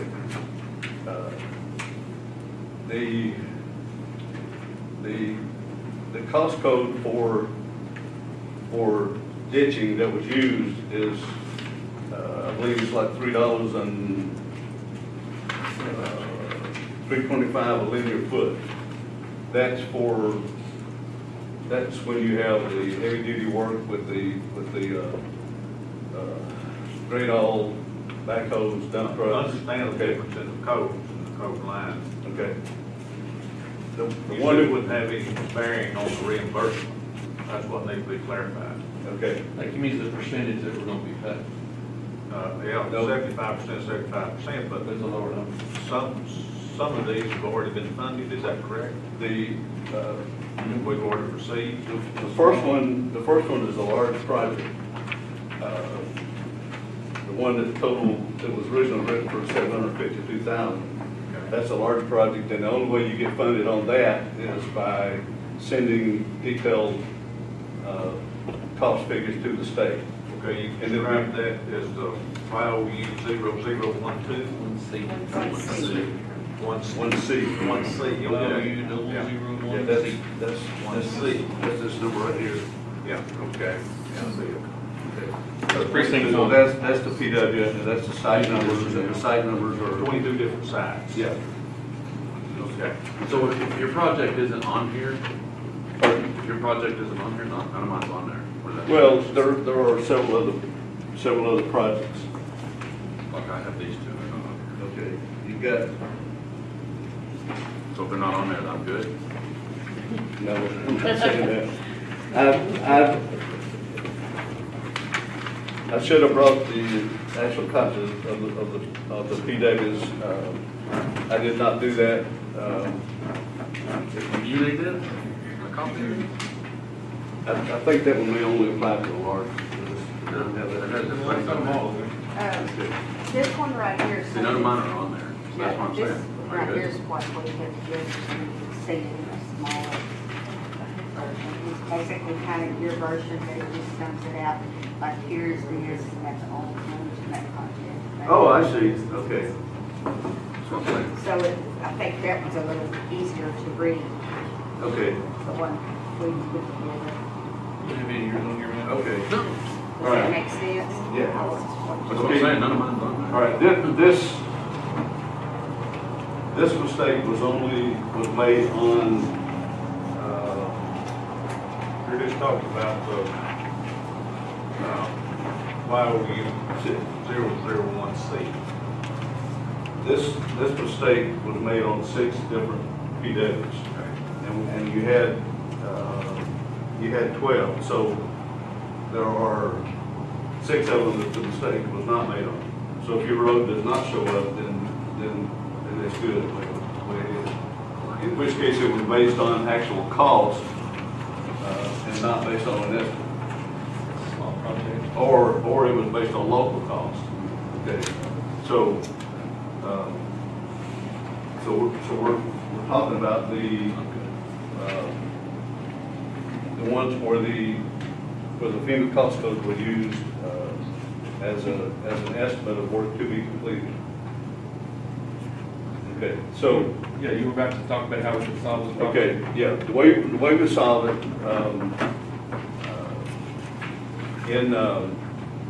we had a similar situation in Montague County. We sat down with the actual road superintendents, as well as the commissioners, and we together, working with them, came up with an estimate of how long it takes to do a certain amount of work. And with a good amount of effort and back and forth, we came up with, instead of $3.25 a linear foot for the heavy duty method, we came up with 80 cents a linear foot as an average cost for doing the ditching. Now, what you see in this spreadsheet I gave you, on the right, where it says local cost under ditching, you see an 80-cent figure. That's where that came from. That was the Montague County number. We can do the same thing with you, and sit down with you whatever time it takes, and come up with what is a reasonable local cost to do the ditch work. We can do the same thing on your grading, on what is a reasonable cost to do the grading work. And plug those numbers back in for work to be completed. That's one process. The second process would be, if you have already completed the work, then you simply give us your cost. And we use your actual cost. So the project could be adjusted to your actual cost. And the third would be, if you accepted these new numbers that we have in the estimate. So we can do it. Pardon? We can do it 3 different ways. In fact, we can do one way, one another way, one another way, based on the individual project. So. Well, you know, that's the thing about our situation here. We're like 900 plus miles of road. Mm-hmm. And we're scattered like a wild Indian everywhere. So, one location, you get rock from one part of the county to the other part of the county, different it is. The geology is all It's all different. Yeah. So it's not strategically placed the way it is. So everybody's cost is going to be average different. We come up with the same cost, but everybody's going to be a different cost. Well, that's what I'm saying. We spent significant time with the people in Montague County to come up with an average, and they had their road damage dollar-wise was much more extensive than most of the counties that we're dealing with, being right up on the Red River. But it doesn't matter. Be that as it may, we are a reimbursement program. So whatever your cost is, we're going to reimburse 75% of it. So, and like I say, there's 3 ways to fix it. Some of these sites, Pardon? some of these sites, we did haul off, put them in the truck and haul off. That's fine. So that should be Add to your cost. calculated at the higher price. That's completely fine. So if the work is complete, then we can go back and you give us the receipts and give us the documentation. We can adjust the PWs to that, to your actual cost.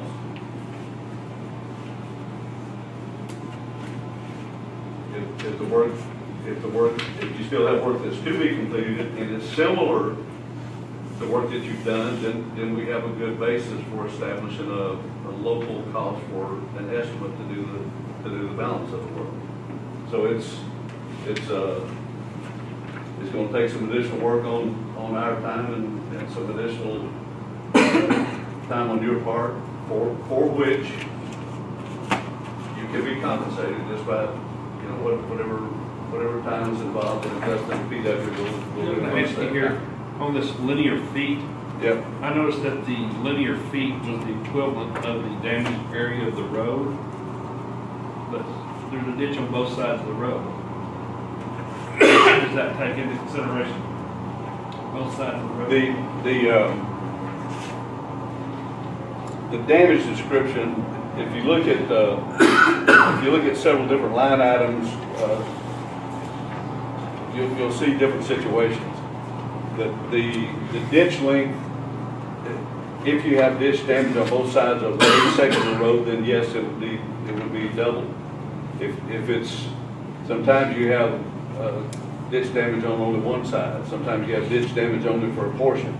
So the site inspection would have determined what the degree of damage was in terms of length and width and depth of damage and also length of any ditches. But all the scope, the damage description and the scope, the measurements, the site inspections that we've already done, that should not change. That was established with your superintendents, with your road people, and with our people. So the damage description was established, the scope was established. So basically, we're talking about putting putting new unit prices on that work.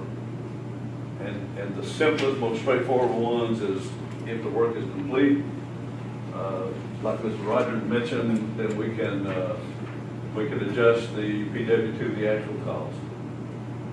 And if you have similar work,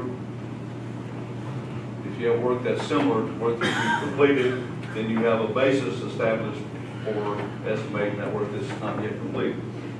So it's some additional work on our part, but it's still very straightforward, and it's still reimbursement to you for 75% of your cost to make these repairs. Okay, like some of them, well, mine have already been done and been reimbursed. Okay, That's where we at there. you're good. You're good. I'd like to speak to that. Make a little clarification there. Okay. Castillo, can you? Yeah, I'd like to speak to that really quickly, if you could. So, you're correct. All the small projects that were written have been paid. And that's the way that the state handles small projects. Small projects are paid up front, whereas large projects are reimbursed on an actual cost basis later. So, I think the question here is about overpayment and how the state and FEMA are going to deal with the overpayment. That's the crux of this issue. Luckily, we have not made payments on those large projects yet. So I think what's going to happen at the end of the day is that we're going to look at the actual costs that it took to complete all the small projects. And we will adjust any overpayment when the state makes a payment on these large projects. That's going to cause some work for the county because you may have to switch around some funds between the precincts. But I think that's a solution for the county, not having to pay back money that's already been paid to the county back to the state. If you're saying no, if our name is, if our project is on this sheet, then it has no effect. That's correct. Okay. Question, are there funds that we've received reimbursements, or any portion of any of those reimbursements going to have to be refunded? Currently, yes, because there are small projects that were written that were overpaid essentially because of this issue with the cost code. So the answer is yes. Some of these projects that have not been completed or submitted or reimbursed, we're going to be looking at a smaller aggregate total. Yeah, it's like almost like a 60% reduction or something. Yeah, right. So they're we're So they- reimbursed and not on this sheet, and you have nothing to worry about. That's correct. Yeah. I don't think So- that's what, Yes, I mean, So, some of the small projects were either completed at the time and reimbursed on actual cost, or it was based on something other than these incorrect cost codes. What was addressed in this spreadsheet are the errors that were, the incorrect cost code errors that were found. And they were found in 6 projects. You had 12 projects. So 6 of your projects are. So we were just giving bad numbers up front to begin with. And we're correcting those bad numbers, those bad codes. That's correct. That's correct. We're correcting them by any one of the 3 methods that I'm. Well, the project had been submitted with these current codes. Would they have paid the actual cost rate these current codes? They've already paid for these are mine, and they've already paid on the thing, so they're gonna take back over 50% of my money, because they've got a error in calculating costs. But what you are entitled to is 75% of, from FEMA, 75% of the cost for you to bring your facilities back to pre-disaster condition. You're talking about real costs. Yes. You're So not talking about projected cost or submitted cost, you're talking about real costs. we're talking about real cost, and all we're trying to do, we're trying to fix it now while it's easy to fix, and while we can do it quickly and straightforward, and we don't want the Inspector General to come along later and be asking for money back. You're Roman Castillo, you're an accountant with the, I'm not an accountant, but I am full effect on resident, yes, sir, accounting firm. And we are the ones who are handling these, processing these payments on behalf of the state. We're also managing these grants on behalf of the state. So I would, you know, in my opinion, this is the correct way to proceed here. There's been overpayments, that's the bottom line. So what we're gonna have to do is adjust any future payments and reduce those by the amount of the overpayment. And that is possible because there's two large projects here that we've not even processed a payment on yet. So as we receive those actual costs, we will reduce appropriately and we'll cancel out. Well, when I turn in, submit costs for my project, which is the largest project, are you going to take credit for the overpayment off of my payment to that I believe project? there's two large projects, but yes. Mine, you will? Well, Because the county has received extra funds. You have those right now. So it's now on the county's end, it's a matter of moving those funds around, like, to account for that. But yeah, we're gonna be taking the overpayment off of your large project here. And what we'd have to do is just move the money out, whoever got the overpayment. Oh, the payments are the ones I That's- received, yeah. right? Yeah. We would have to adjust it from our end, I'd rather just pay it Okay. back. That's no, If you- I don't know. if you- But that's also an option. If those funds haven't been spent, you still have those in your They general- haven't, they've been receipted in, but they're in their checking account. Yeah, we can do that too. We can do that too. I don't know, let us think. Yeah, and that's something that you guys have to consider, but I would recommend that you keep all your actual costs for all your projects. Regardless of whether or not this issue occurred, you still had the option at the end of the day to do a small project net, which means you look at all your small projects and you figure out whether or not you had a cost over. And you can submit those to FEMA to consider. So It changes the worth of our in-kind labor. What's it? It changes the worth of our in-kind contribution and our labor and equipment costs. Because we're not going to receive as much back as we were planning to. All we really need to do is cover our costs. Okay? That's correct. So, I mean, if this is the way it's got to be, it's the way it's got to be. We just need to manage it from this point. You know, are you pretty certain that you're correct now? That these numbers are going to be right? I'm not saying that at all. I'm saying that the original numbers were incorrect. The numbers on the right are simply a suggestion. The 10 cents a square yard is a reasonable grading figure for basically reshaping the gravel roads or dirt roads. The 80 cents is a reasonable ditching figure that we established with Montague County. That's all I'm saying. Your figure might be 15 cents a square yard. It might be 95 cents a linear foot for the ditch. So I'm looking at Site 6, and we've got 50 hours already in ditch cleaning just in labor time. Okay. And of course, we'd obviously have the same amount in grader time. Right. And so if we complete that at 90 or 100 hours at site, we would be paid for the labor rate for 100 hours and the grader rate for 100 hours. Absolutely. Absolutely. At the actual rate for that grader and for those others. Yes. With the actual rate being what? I mean, whatever your rate is. I mean, we're reimbursing your cost. So whatever Do we have a rate on our grader? Or do we use FEMA rates for our grader? You can definitely use FEMA rates for your equipment, which are normally higher than. This labor rate that's figured, Pardon? this labor rate that's figured in the initial project, but will it stand up to? The labor rate is going to be based on timesheets and somebody's actual I salary. think that's figured by Rocco through timesheets. It was all figured off of our time sheets. So it could be very accurate. Yeah, it's but if anybody's- it's accurate. It wasn't Yeah. inflated. If somebody's had a raise since then, it would go up. Yes, If we somebody's had has a gone raise down, there was a raise in October, so we had pre-October rates, post-October rates. It doesn't have an increase in material costs. That's the other thing is that we've had 25 cents a yard increase in our material. but you claim But that. we turn in actual costs, we're going to get reimbursed costs. Absolutely, absolutely. The FEMA cost codes are in place costs.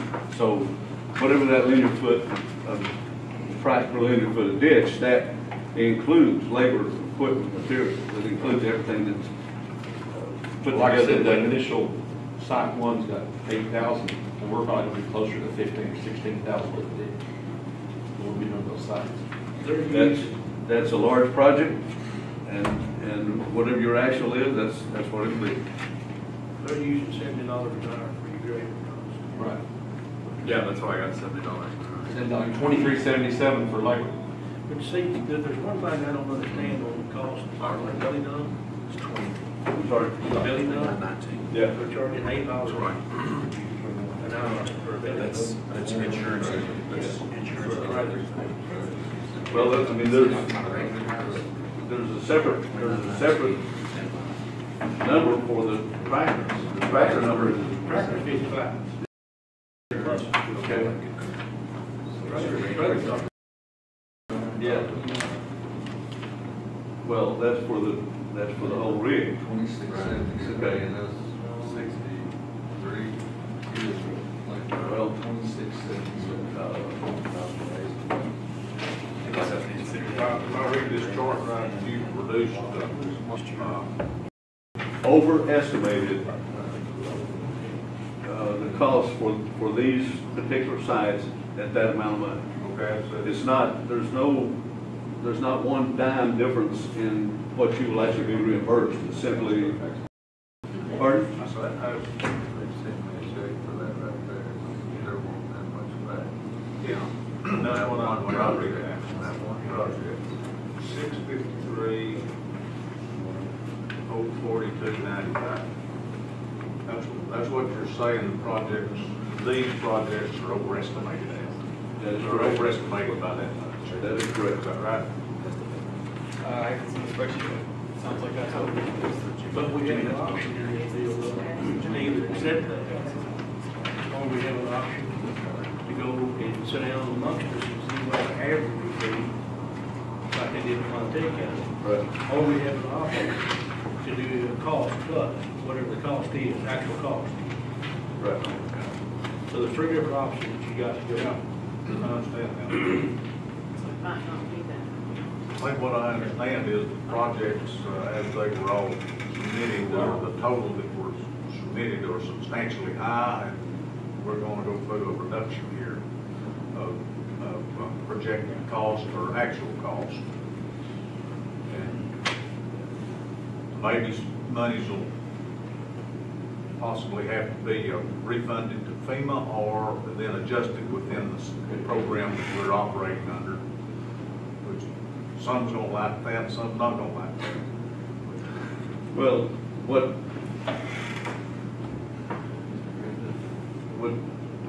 Romo was talking about, correct me if I'm wrong, but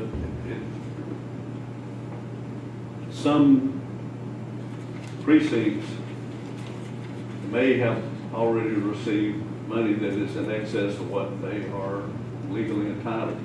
I understand. And another precinct may be short of what they're legally entitled to. So that would create a internal county accounting process to move the money around. Okay, now. But we've got both of those situations in action working, and then we've got the other situation working where there have been no reimbursements yet, so there won't be as much. Right. The percentage is gonna be the same as far as what percentage FEMA's gonna reimburse. Right, that's correct. But instead of looking at $600,000 or $700,000 project, we're looking at maybe a $200,000 or $300,000 project. If we do it that way, if we do it as a credit, but if you still have those funds, let's consider this option. Don't spend those funds, wait till FEMA rewrites those projects, we'll know what our actual small project costs are, repay those payments, and we'll move forward as if, you know, from a clean plate. But it's gonna have to be some adjustment inside. Well, But we will be able to provide you with the numbers of how many dollars were paid per individual project. So, I mean, as far as knowing how much per county was paid out, that'd be pretty simple to do that. good. If I could, Mr. Bullock, if I could try to help explain it a little bit. You mentioned the 600,000 project versus the 300,000 project. The project is defined at the beginning by when we take the damage description, when we go out with the superintendents and measure up all the damage. So we define the damage, and then we define the scope of work of what it takes to put it back.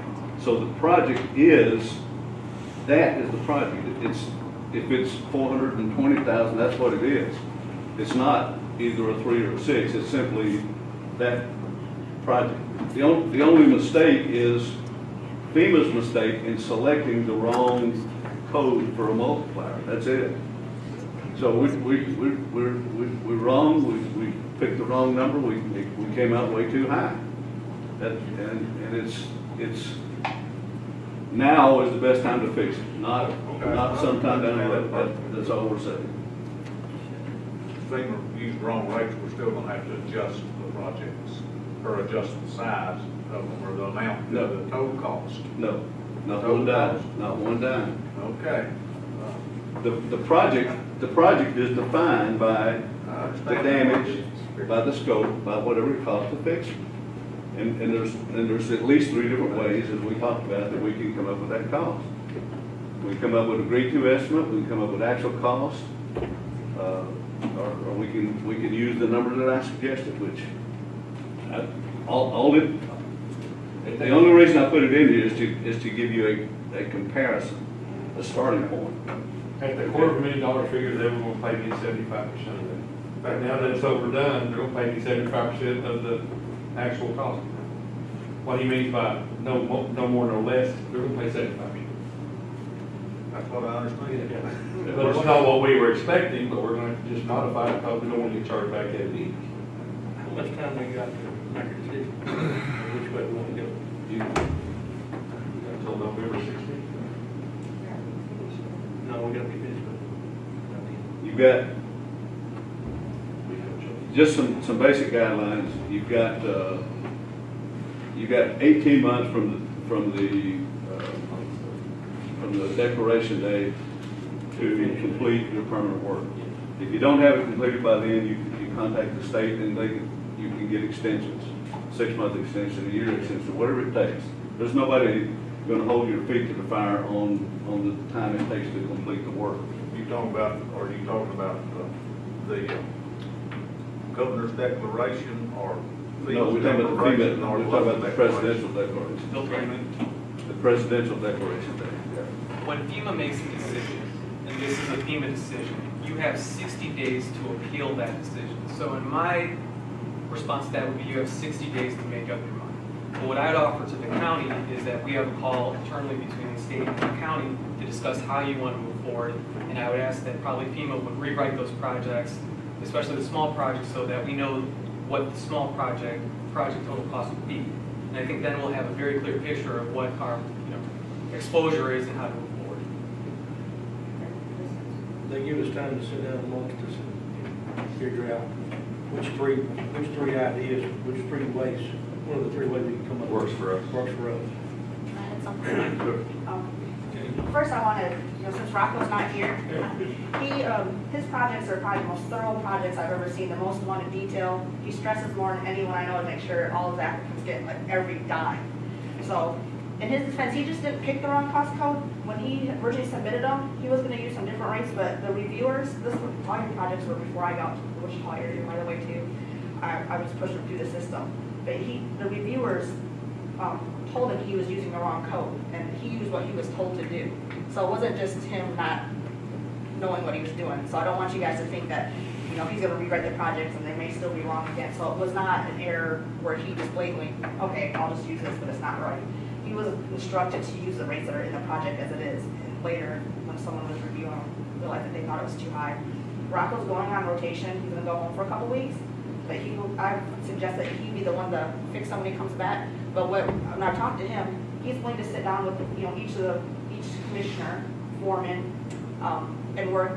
One of the suggestions you had was that there's a rate for the county, but it was just kind of left at that there's different dishes. You have different terrain, so he can work and get an actual estimated rate for the ditches, for the grading and shaping per precinct. So an average based on.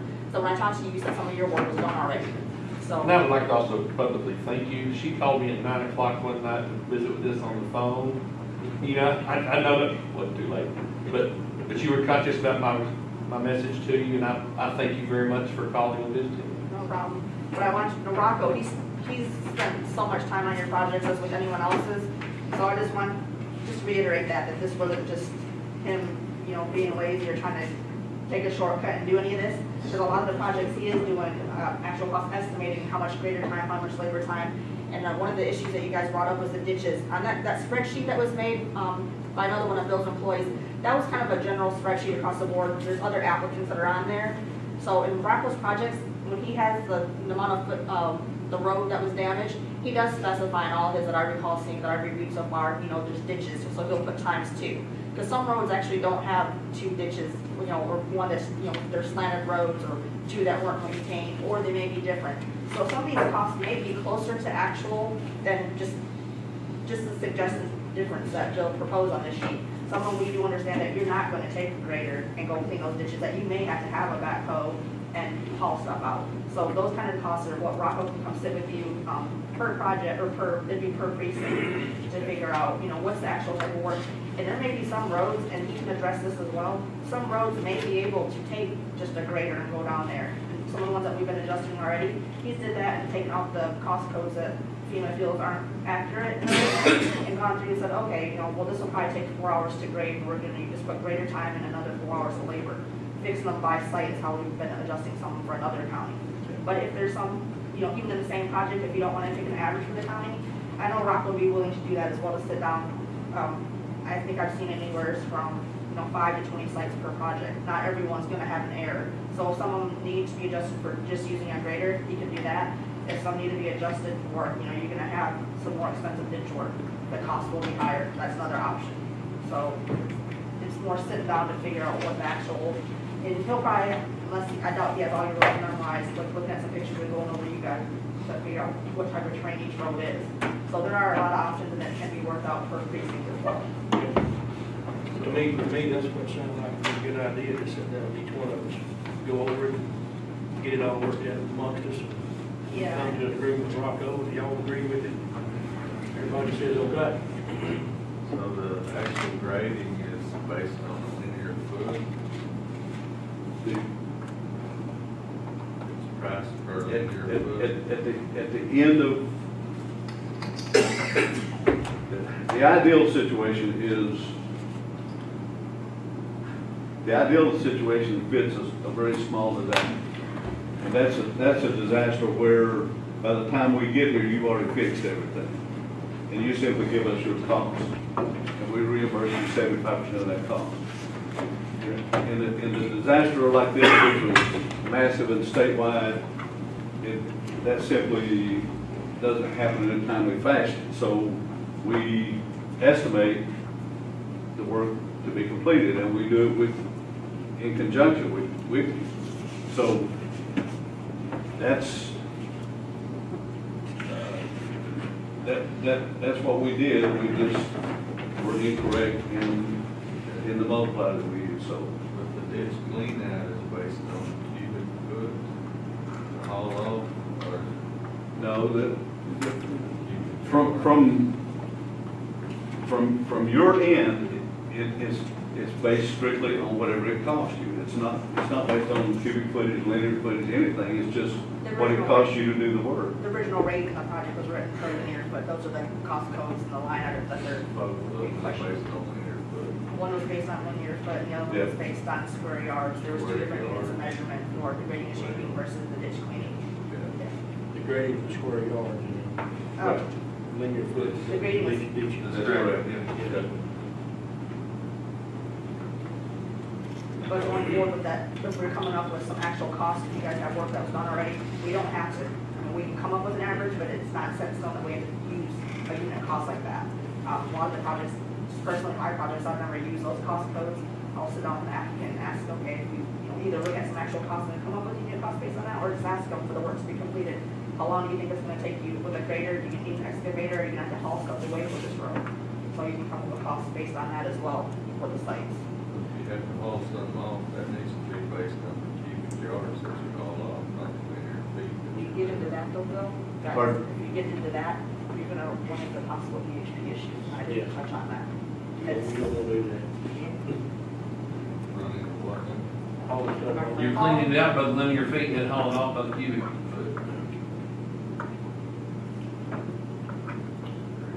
Yeah, so What we you go need, into what you need to projects. do though in a situation like that, to me, is you figure what it's gonna cost you, haul it off, figure out what you're gonna cost to grade it. You just come up with a number on the linear feet, you both. You might not want to hear this, this hasn't been brought up with Bill, so this is like new, something new, that if you're gonna have additional costs to haul off, a lot of, we have a separate debris team. A lot of times we'll look at, ditch cleaning. It's never really been addressed, and they've been allowing it for those cost codes, but they don't take into consideration, okay, that it takes in, the cost code will say for a backhoe and a dump truck. You get a dump truck, what does that mean? You're hauling something somewhere. You see hauling, we generally start thinking it's debris. So when you get into that, then you get the environmental team. What was it? Where did it come from? How much does it quantify? Where's it gonna go? Did you have a permit? Is that a temporary staging site? What are you gonna do with it? What's it? Can of worms, you don't open up. It's crazy. So sometimes if we can get away with just using, my personal opinion, not right or wrong, I don't know if I should say that or not, but it's, if you go into just the equipment, saying this is how much it's gonna cost to clean the ditches out, it's gonna take this many hours, you're not worried about hauling it. We can, by all means, because if you're going to have to haul it, and those are additional costs, it's gonna cost them more and above and beyond what we wrote up for this, just the pulling of the ditches and cleaning stuff out, there's a whole other project that could be written separately from that. Fortunately, it wouldn't be Rocco, it'd be someone else, I don't even know who on that team would be assigned to that, but that's another possible thing. You guys, if you wanna go that route, that's something we So should. you're saying the dirt out of the ditches could be called debris removal? But what we want to call it is, you take that material that you recover from the ditch, and you use it somewhere, like you use it to fill a washout in the road. Reclamation. Yeah. Or you take it to your yard and use it, stockpile it for future use. I mean, if you mulch it, you can throw it in the ditch, basically. You're gonna come in there and put in a culvert somewhere and they fill dirt. Exactly. Exactly. Stephen, did you have one project qualified for debris? I have one project. And the core did, it's been, okay. That was over there on the end of that road, that debris. Yeah. I know we had one that was, maybe qualified as the debris removal that you were talking about. It may be, I don't remember off the top of my head. But that was the only one. Anybody have mitigation? It's project? I had just, one. it's just that one, and it took a lot of Yeah, we had paperwork. one mitigation. They submitted differently? It's been approved. I don't remember. I saw only about half, all of them were written when I first came. I went to a Sean Falls in January, they're all written, so I was just tracking to see where they were in the system, making sure they were when they were assigned. That's where I came to play. If there was mitigation written, you may or may Rocco not. wrote it mitigation. Yeah, you may not have seen it. I believe he gave you whole copies. He gives all the documents and monthly copies. If you need a copy of it, let me know and I can send it to you. So all we gotta do is go over the six, about half of the project, we just gotta deal with this half of them, get that part worked out. And I want to thank Jamie for correcting me because I just spoke when I said the project specialist selected the wrong cost code. FEMA selected the wrong cost code. The project specialist did it right to start with, and he was told to do something different, which was incorrect. So, Well, I want to say, and I want to reiterate what she said about Rocco. He's amazing at what kind of depth, what he puts into his projects. Yeah, the scope of the projects was well done. It's unbelievable how he puts everything in place. Yeah. Wording, description. That's why for the, when we go to, when we start amending them, I recommend that Rocco be the one, because his spreadsheets, even the way he numbers them, is so meticulous. I could follow it, but I wouldn't even want to have to try to edit all of his. And he really doesn't want anyone else to, because I mean, he's put a lot of time and heart, and he's up in arms over this too. We've gone back and forth, and he's fit to be tied over this stuff. So. They don't like to make a mistake. That's not in his demeanor. He needs a value. He gets excited. He needs a value. He gets excited. He's very he's passionate about what he does. he is the ideal person to fix this. That is absolutely correct. Yes, but he's overly thorough. I told him someday maybe we'll learn the balance of, a little bit more time efficiency, but good projects. But I mean, I can't complain about any of his projects because, I mean, if he goes and realizes I told him he spelled a word wrong, he wouldn't change 4 different attachments to one of your projects because he didn't want that on there. But that's what he's gonna make sure everything's perfect on there. So, I mean, if I change a period, he wants to know. If he's OCD, he ain't gonna change it. No, and that's why those, when they get fixed, he's not gonna go put something in the project you don't want. So when you go about doing these actual costs or actual estimates based on, they're gonna be in a collaboration with you guys. He won't do it, he's not just gonna go put something that he feels isn't right, he's gonna talk to you guys about it, so he can set up times to meet with you guys. Don't be concerned about that. The scope of work is all, I believe he's shown you guys the projects all along. So there's nothing with the scope of work that's gonna change. The damage has been identified, you guys were in agreement with that. So it's just coming up with what we feel are actual costs, so which you guys will agree with him. That FEMA, of course, when they go through the reviews again, but that they're a little bit more accurate costs. And I think some of you guys may have some work that was done, so that'll be a little bit easier to come up with that.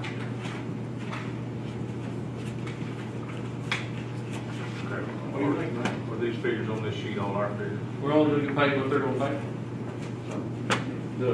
I like I said, The left side, that's the figures that are in the projects that have already been written. This is what you suggested should Something.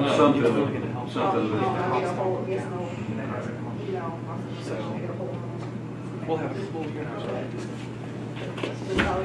So Stacy submitted your project and cost they gave you. But this,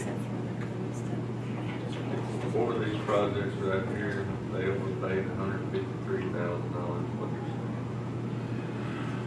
We're going to take that off my submission.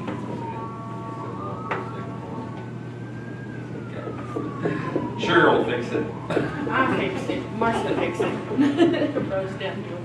Okay, so when he gets back in 2 weeks, and he can get in touch with each one of us, and we can sit down, we can get time set together, do what we can do. So could we have Together with him, not with each other. you or Charles be a part of this? Yeah, we don't have any projects on there, so you don't have to worry. We have a special. I only have one project. All we gotta do is sit down and do that. Judge, I'd like Roland and Charles to be part of this also, because they're the Texas, they're the ones that'll pick his there and gotta work for. Bill's just a preface.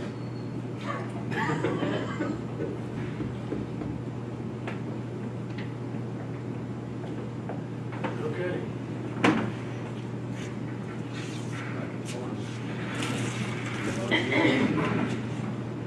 If you have questions on how you wanted to do this, different things, ways you want to propose, feel free to email me or call me. Even before Rob comes back, before we actually get it in place and start working on it.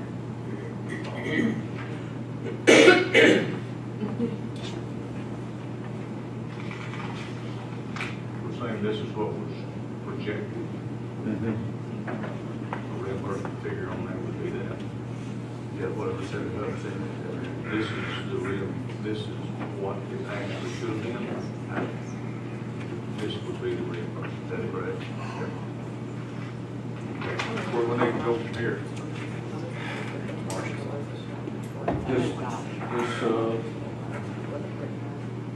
Just let us know when you're ready to sit down and which way you want to go. Okay, you're gonna do it with each individual? That's what she's talking about. Well, what Jamie proposed, Rocco will be out for 2 weeks, and he's the one who wrote all these projects, and he's extremely good and very detailed, as you guys know. And the most efficient way would be to get with him when he gets back and just do it. So we're gonna leave this with each individual commissioner to set that schedule for them. Are we going to decide whether we're going to countywide average or precinct average and cost? That would be up to y'all if you want to do that, so. Yeah,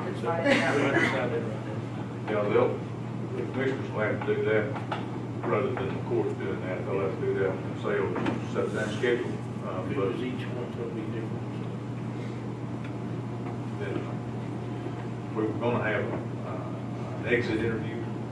Yeah, I didn't bring that today because I kind of figured. We're not going to do that. I wasn't gonna. She had other good news. When you laugh at me and present that for them, so. You suggested that didn't necessarily need to be a court action. No, when that comes, just, you're the primary person on there, you can sign it when it comes to that point, once everyone's comfortable with all the projects. But it doesn't have to be everyone involved. I mean, all that is there's no cost on that sheet. It's a one-page summary showing the category, the number of large projects and small projects. saying that everything's been written, submitted, you have 60 days to appeal, you need to follow all environmental rules, if that's all that is. I mean, I can send you a blank one so you see what it is ahead of time, but that's all that is. It has nothing to do with the We financial. don't necessarily need to set another meeting in court here for, to No, move sir. forward in this process, so we're gonna leave that to y'all. That's good, that's beginning. As long as we can agree and they agree with what we do, and everybody gets their money for that. So basically, all you need to let us know is if you want to do it by precinct, or if you want to do it as a county average. On these figures here, the ones that were submitted, that's the ones that were approved on this side.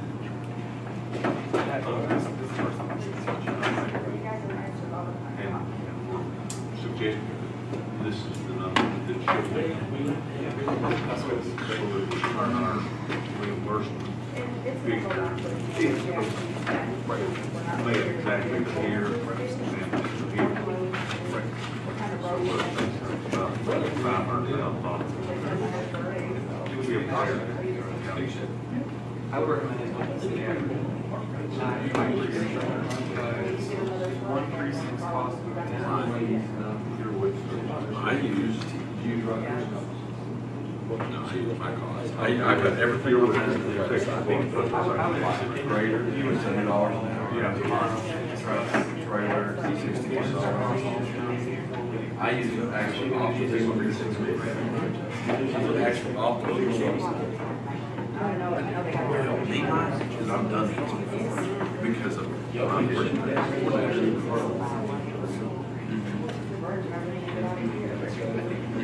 FEMA's gonna rewrite those projects. So then you can. I mean, you already know the numbers are, then you have it in writing.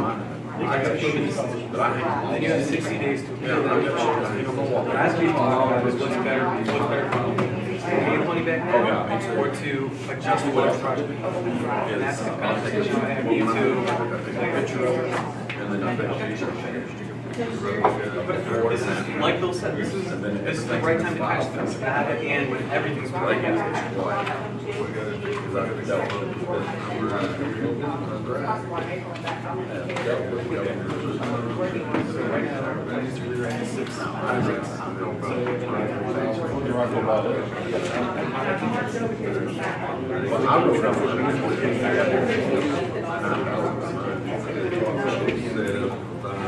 Thanks, Gail. He had, my figures were hard over here to be honest. He gave me another one. I bought it.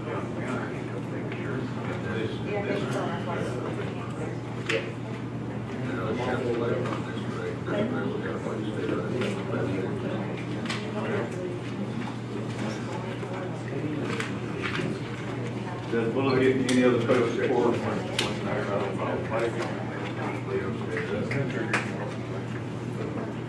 Excuse me? Any other questions for us at this No, moment? I don't think so. The way we're leaving it here is, when Rocco re-enters the picture, these guys are gonna communicate with them and set up appointments to sit down and discuss these rate figures and actual cost figures with Rocco, and he's gonna rewrite the projects. Is that what I'm understanding? Well, yeah. We probably won't necessarily need any other court meeting to proceed in that instance, and when we get to some final exiting of the reimbursement program, then we'll have some kind of, we'll set down exit meeting. I believe. Okay.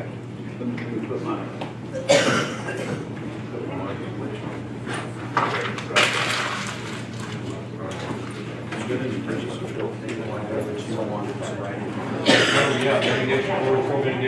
talked to him about that. Yeah. I don't have one. Take my point. He ran. He has the same. I read it. Yeah, Rich is I had a gentleman talking about long ago, farm equipment stuff over the farm. Horse farm equipment stuff. I got a motion to adjourn. Yeah, I've got one that's called. Can we,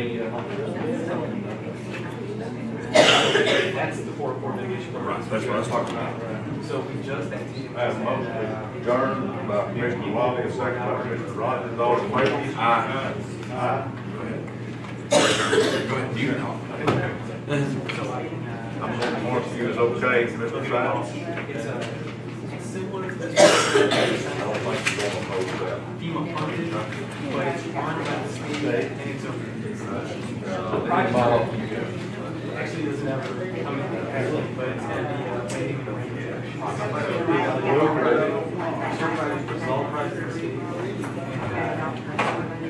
so it's running early to get to a project that costs more. Our goal is to cost the project, running costs us more money than we've got available to do it. Walk up. These are county roads? Every time it rains, Until I had that. It made a lot more sense. Mine are just sitting there at 200, there's one lane bridges on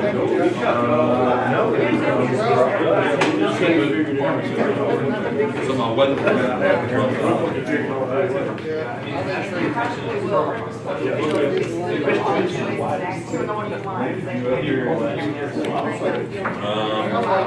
What I was